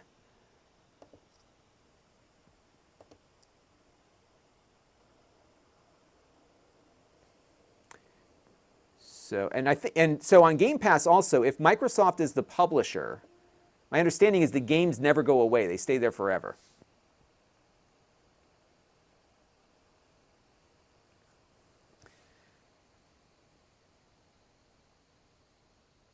And now it's calming down now on the fans. Brandon noticed that the GPU was getting pushed pretty hard on this one. Yeah, it was still running pretty good though, wasn't it? but I'm still hearing, actually the fan I'm hearing now is my little Surface laptop, which isn't doing anything. All right, so let's go over to, back to the Xbox app here. And let's try one more. It's like almost dinner time for me, my goodness. How long have I been on for? It's like an hour and 35 minutes. All right, so. Yes, I think this Game Pass thing is a good deal today. It's a good stocking stuffer. You think about that, you get $38, you can get your stocking stuffer for the gamer in your life.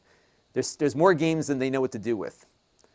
So these are all of the PC games that are available to download. So if you see something that catches your eye, let me know what looks good. I mean, where do you even start with? I mean, you know what I mean? Like, geez, there's so much. They keep adding. Like I've just not been able to keep up with it. Flight Simulator is going to take forever to download. I know a lot about how Flight Simulator works. I think you could probably get 60 frames per second on this configuration, but to download it, it's going to take forever because it has its own downloader. It's just super slow. You get a bunch of EA stuff that's in the mix also. So you've got a lot. So and I think, you know, it's a matter of what you're looking for. What I like about Game Pass is that, you know, you've got this established Microsoft Xbox ecosystem. So, you know, you can play the game in more than just streaming, right? You can play it locally. You can download it or you can stream it. You know, the streaming quality isn't quite as good on Microsoft just yet, but it's getting there. And Google still has that kind of wrapped up there. They have SimCity 2000. I love that game. SimCity 4. Do they have cities? Let's see if they have cities, which is City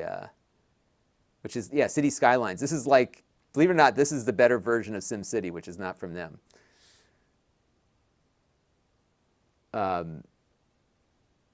You know, I haven't done this, Master Billy. I should look at doing something like that because they're all offering something different. You know, NVIDIA GeForce Now, I really like it because the quality is on par with what you'd get out of Stadia. But once they launched, all the developers got really lousy. Like they just became real like jerks, and they just took all their games off because what happens with GeForce Now is it's a service. So you buy the games on Steam or on Epic, and then you play them on the service. And a lot of developers like jump ship and threaten to sue. It was awful, awful, awful, awful. So let's find a game here. I don't even know where to. This is the problem. Like it's like Netflix now. I'm like on here just looking for something. Like what should I play? What should I play? And there's like so much stuff. You got Mass Effect. Oh yeah, and then next year. Is this out yet? The Andromeda Deluxe Edition. Oh, it looks like you can install it. So is this like, what is this? Is this a new game? I can't remember when this one came out. This was from 2017. So you have all the Mass Effects. I don't think you have the remastered ones, though. So EA's library is accessible. They don't have a lot of their newer stuff.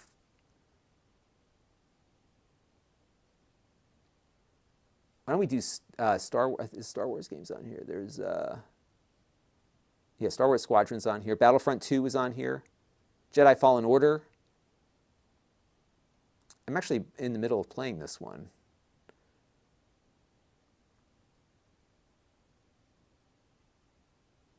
Rich Daly's been playing Halo Reach, the first game that he's gotten into in a while.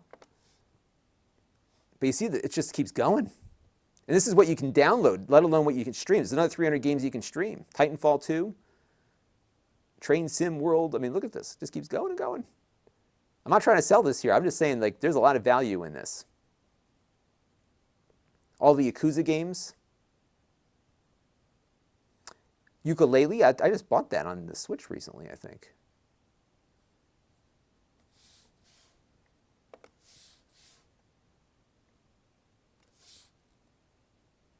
Yeah, and George makes a good point here also, because you can get like Shadow and your own little, you can even go on Amazon AWS, install all these games and just run them, right?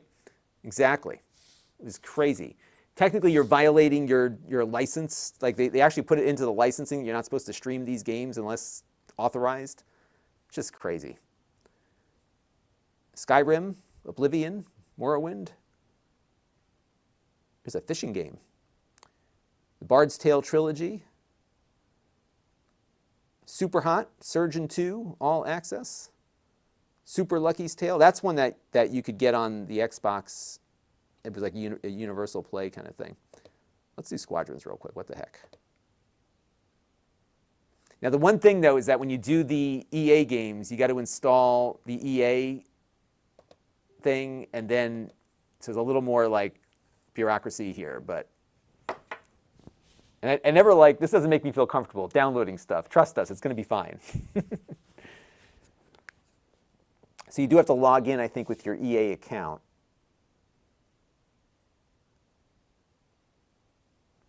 And then, so the NVIDIA streaming is only locked to the Shield if you're doing their new 3080 tier, the 4K HDR thing. I'm going to play around with that, actually. I'm going to get a trial on that. But the other lower resolutions are not limited. You can actually run it on a web browser. They have a version for Chromebooks that runs really nicely. All right, can I install this now? What happened? Let's see.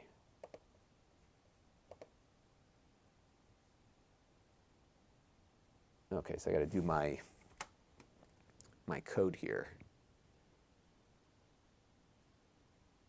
All right, so I'll have it email me.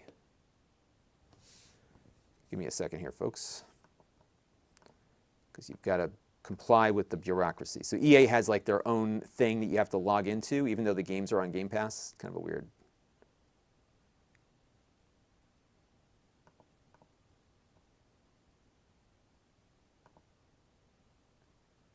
Okay, so I got to type in this code here. Okay.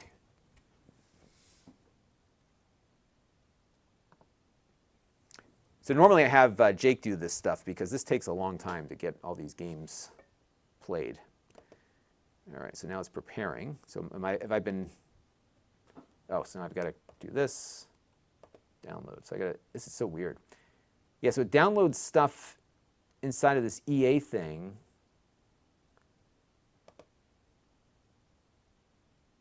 Okay, so, because you get EA Play as part of Game Pass is the deal. So this is currently installing. So this take a second or two, about 5 minutes. So this will be the last one.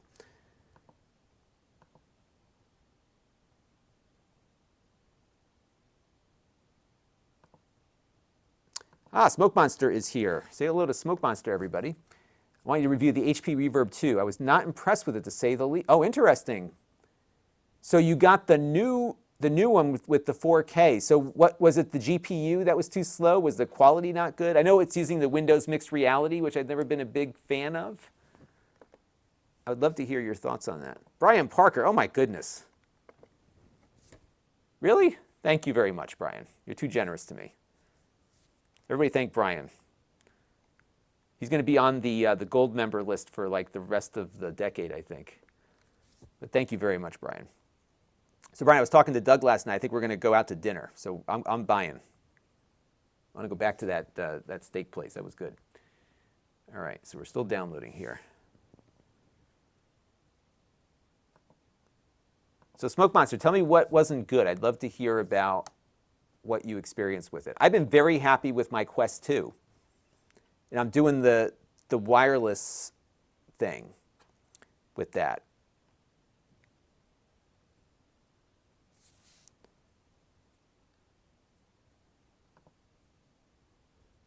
So Brian Parker, are you coming to Retro World Expo? Saturday and Sunday next weekend at the Hartford Civic Center. Not at the Hartford Convention Center, excuse me, not the Civic Center. And we're just downloading Star Wars Squadrons right now. So you can see how the EA games work with this. You have to, log into EA. You got to turn over your information to them, but you get EA Play. And so they actually have their own little shelf here. So you can see all of the EA games that you have access to. So the new games you don't get as part of this. So Madden 22 and FIFA 22, you can do a 10-hour trial before they launch. But you can see, if you wanted to see what the EA games they have here, you get a feel for what's available.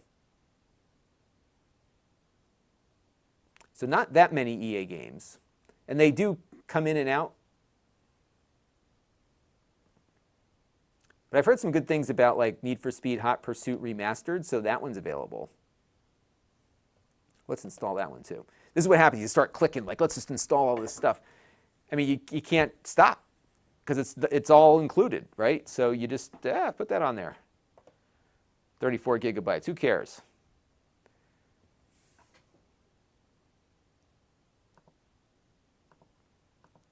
So yeah, Brian, I will be there Sunday. I have I'm doing a panel on the Mister. That should be fun. And another super chat from my friend Eric's Variety Channel. So he said if you drive into the city, they'll pay for your parking. That might be a good deal.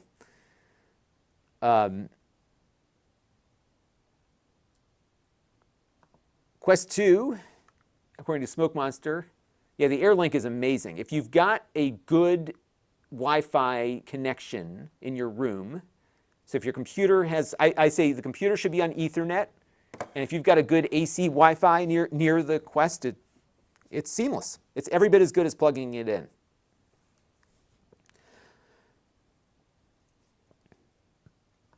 So Smoke Monster got addicted to SimCity 4 a little while back. I got to try it out. I was playing Cities Skylines because that one just seems like it feels more SimCity-ish to me, but it's very difficult because it's just so, you really got to be on top of everything. All right, so we got to go back to the EA thing to see what our status is. So it's any moment now it'll be ready for us. So this one's actually coming in at the fastest download rate. We've been maxing the gigabit Ethernet on this one. So if I had my 2.5 gig installed on this, it would be going a little quicker.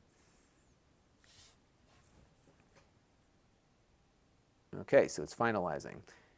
Now what they want you to do is get their Pro subscription because I think that gets you all the new games. So you get kind of like the older ones from EA, the ones that they want to put on this. But Squadrons got on there pretty quickly.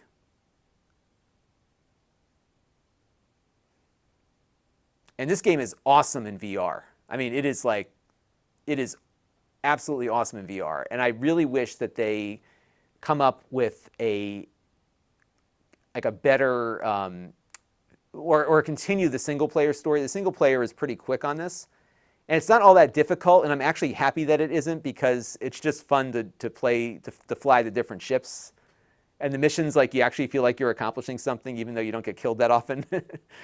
So I would love for them to like have some DLC of some of like I would love the movie battles, like do the Return of the Jedi thing and the original trench run. Like I would love to see all that stuff.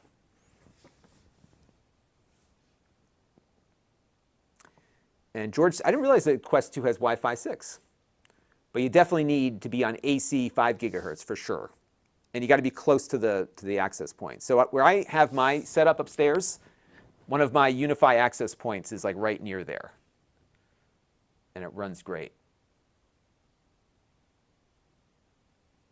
So you know what I'm going to do here is I am going to, I wonder if this is going to connect to my EA account, because I had bought this on Steam before it was available in Game Pass. I'm just going to start the game, and we'll adjust the graphic settings. This is another one I'm going to turn up just to see what it looks like. So I have not watched Dune yet. I have not seen it yet. I've heard good things. I have an HBO subscription, so I'm going to check it out. It's on my list. I just need like time where the kids are not. It's like the problem is like I cannot ever get time to watch a movie. Kids are always on top of me. And Smoke Monster likes Squadrons better than Alex. It really is. And if they could just like give me the movie experience, like I want to do the Return of the Jedi battles and stuff, you know. And this is like really a multiplayer game more than anything. And you also want the sticks. Like you need the HOTAS, the throttle and the stick. If you have that, it's an awesome experience. It's a little complicated on the controller because one is like it just. All right, let's do. Oh, so you can pick your pilot. Let me go. I just want to go play the game real quick. So I'll just take whatever the basics are here. Yeah, so I've kept mine. I think I put mine on like story mode or something just to keep it really easy. Because I wanted to get through the story. And it's not like easy, but it's... all right, gotta go through all the motions here. I've got the sound off because these always get me copyright dinged. Of course, you gotta start off with Darth Vader. But what's neat about this is they incorporated a lot of what made the original X-Wing games on DOS work so well.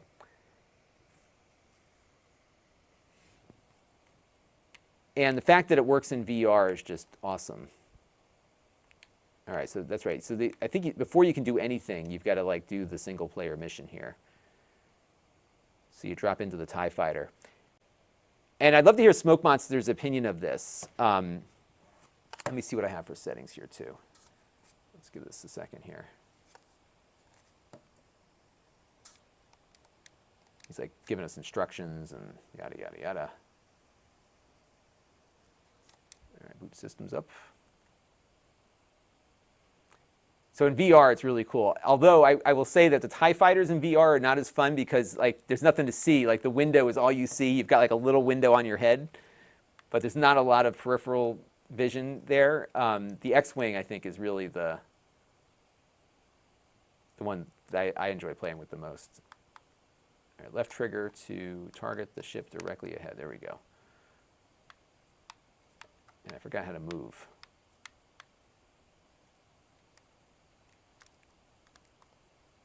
Okay, he's just giving us some instructions here. So left trigger to throttle up. A little lag there, huh? Whoa, that is some laggy. There it goes. Okay, so we got to follow him. Right, so one steers, one pitches and yaws. It's a little confusing. That's why I prefer the HOTAS setup because that's more natural to how these controls should work. All right, so now I want to get into the settings here. I guess I have to like play through this without any settings.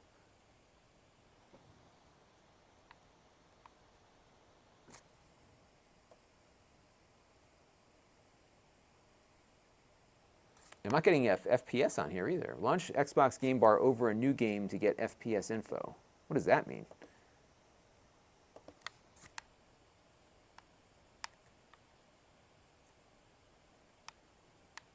All right, I got to follow him around the fleet. So we got to get this over with real quick.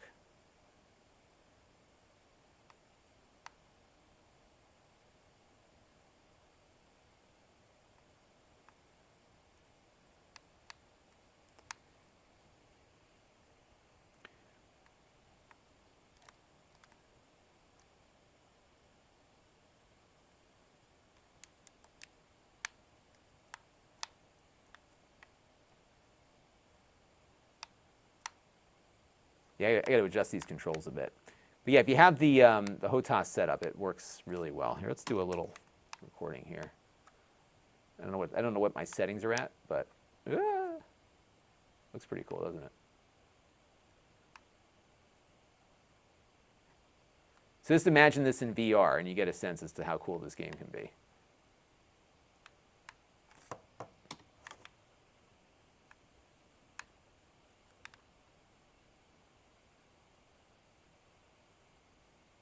But yeah, I have a really hard time with the controls on using the Xbox 360 controller.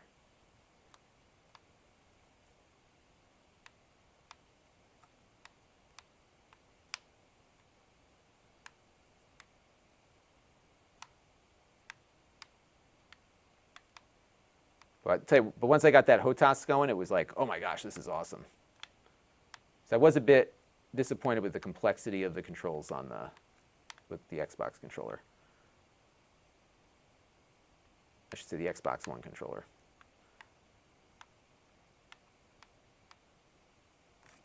But it looks cool, doesn't it? Great lighting.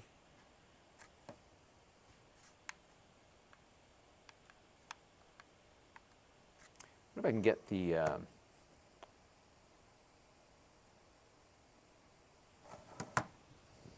what's the command for the... It's not G, is it? Oh.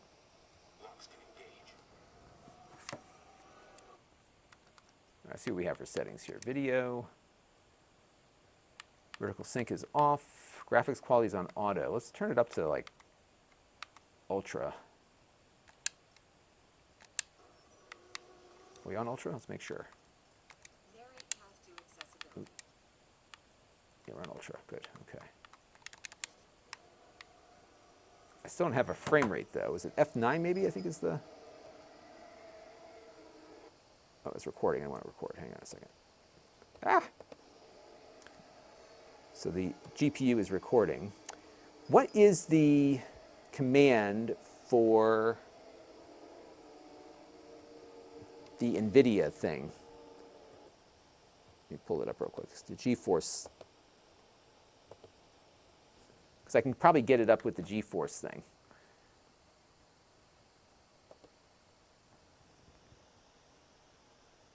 So if we go to, I'm trying to remember how to do all this.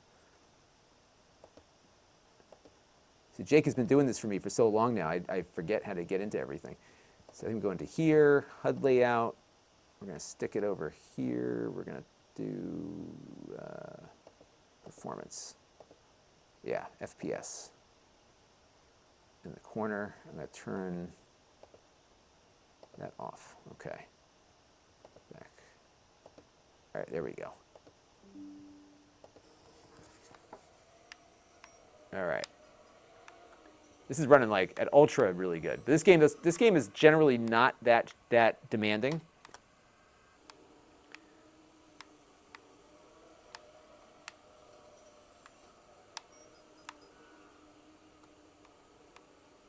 All right, so we're going to dock with the Gazanti Cruiser.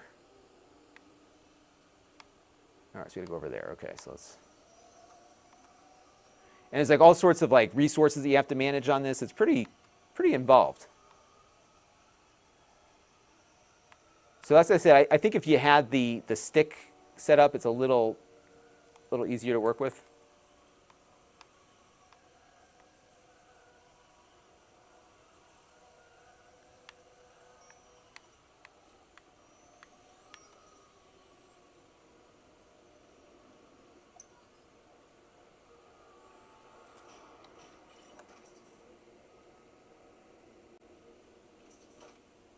And I'm definitely going to invert the flight controls.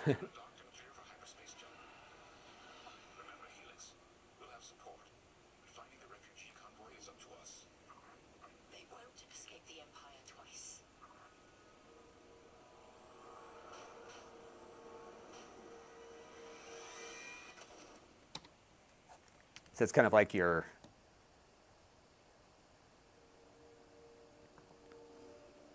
So Smoke Monster got the Thrustmaster T-Flight for Squadrons.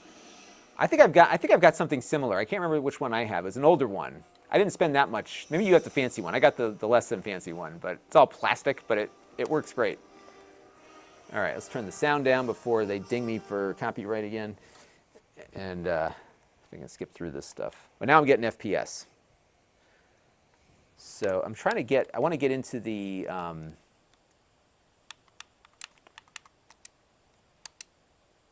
just like one of the single-player games, so I can show you the X-Wing. The X-Wing in VR is just awesome. And this will do VR, too, by the way. Like 3060 is typically where I recommend people start at for VR if they want to get into it, but...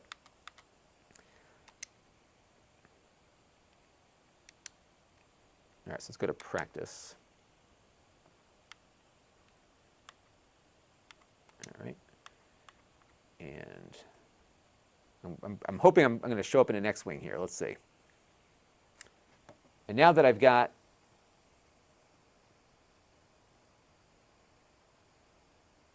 this up, I don't think I need all this other stuff.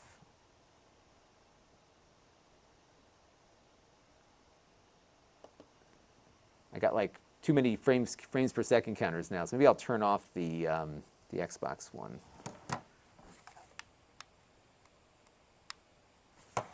Hang on a second. Let's go Alt F12, F11, F10, F9. We know records. F2. I'll do that. F1. Oh, a screenshot. There we go. Let's just turn off the in-game overlay. Okay. Oh, what happened? I just killed the game, didn't I? All right, let's try that again. Yeah, I totally killed the game. So I'm just trying to get a little bit of footage of that one.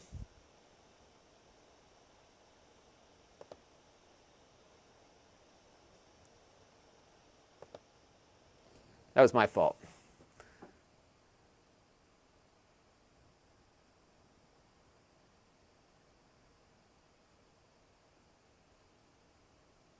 I see some of these setups that people have, like these big flight simulator things. I'm like, oh, that's so awesome. Like all the gauges and they have like simulated avionics, like all sorts of neat stuff. But flight simulator in VR is really, really good.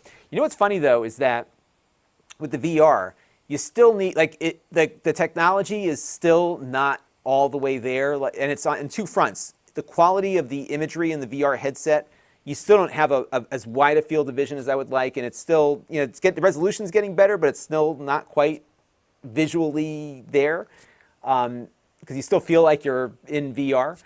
The other thing is the GPUs that drive this stuff really are like No Man's Sky, like all those games just don't perform.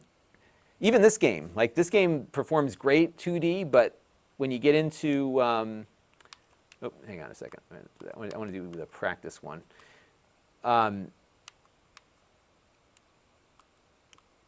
see, rank. Is there like a practice mode? Let's see, multiplayer and training. Yeah, I think we do this one. And do practice. There we go.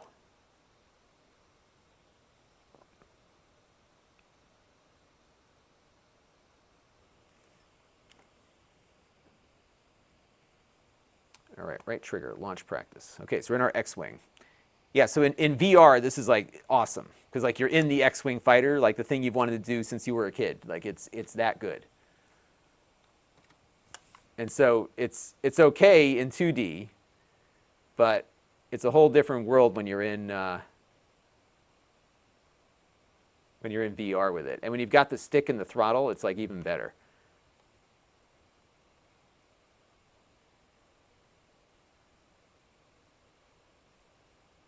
Yeah, it's running pretty nicely. Ooh. Watch where you're going there. But that's what gets me with the controls, is that you've got your stuff like tied to these stick. I like to have my flight controls separate from my throttle. And so here you've got your throttle is up and down, and your roll is left and right. And then you've got this one here doing all this stuff. It's like difficult. But it does run pretty nicely. All right, I think I'm good. All right, well, I've been doing this for quite a while here. So I am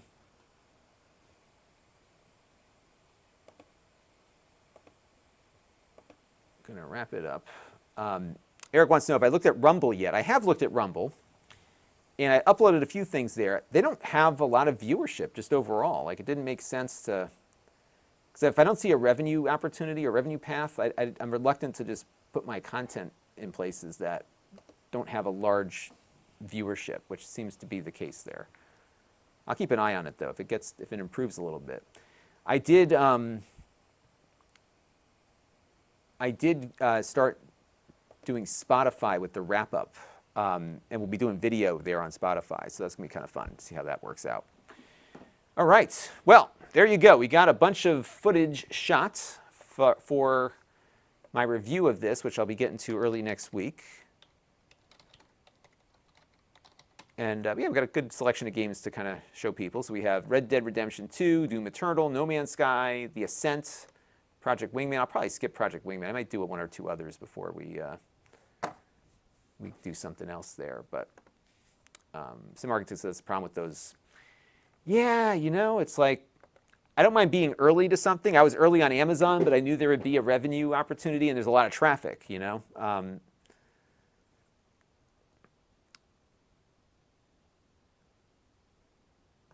Oh, great. So I was helping out Robin here, so I was able to adjust my private streaming much better now. Smooth picture with no frame drops. So good. Glad you enjoyed it. Glad it worked out with no frame drops. And thankfully, my streaming works better these days. So we've been a year now on the fiber optic. That's made a big difference. One Man Show, I think they're definitely getting into VR. And if you watch their last the iPhone event that they did, they were kind of, I think they had been planning on it. Maybe they didn't quite get there on the announcement, because what I was watching on the iPhone presentation was that Tim Cook steps out of that desert into the presentation area. I was like, that's too coincidental. I think they had planned to announce something in that space. That's my gut on that. So in any event, so that's the HP Victus. Kind of a nice little mid-range, low-end gaming laptop.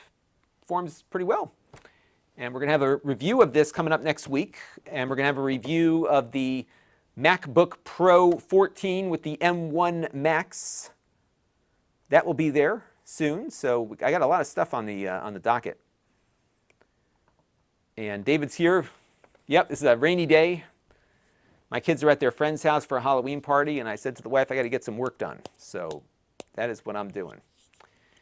All right. Well, I will be back before you know it. And I've got more stuff to do. And maybe the next one we'll upgrade my Windows laptop here to Windows 11. We'll do it from the beginning, from the download all the way through, and see how it goes. That's what we're going to do. All right, so that's the Victus 16 running Windows 11, and I will be back again before you know it. So thank you all for tuning in, and I'll catch you on the next one, okay? And I want to thank Brian and Eric for your super chats, and we'll call it a day. Talk to you soon. Bye-bye.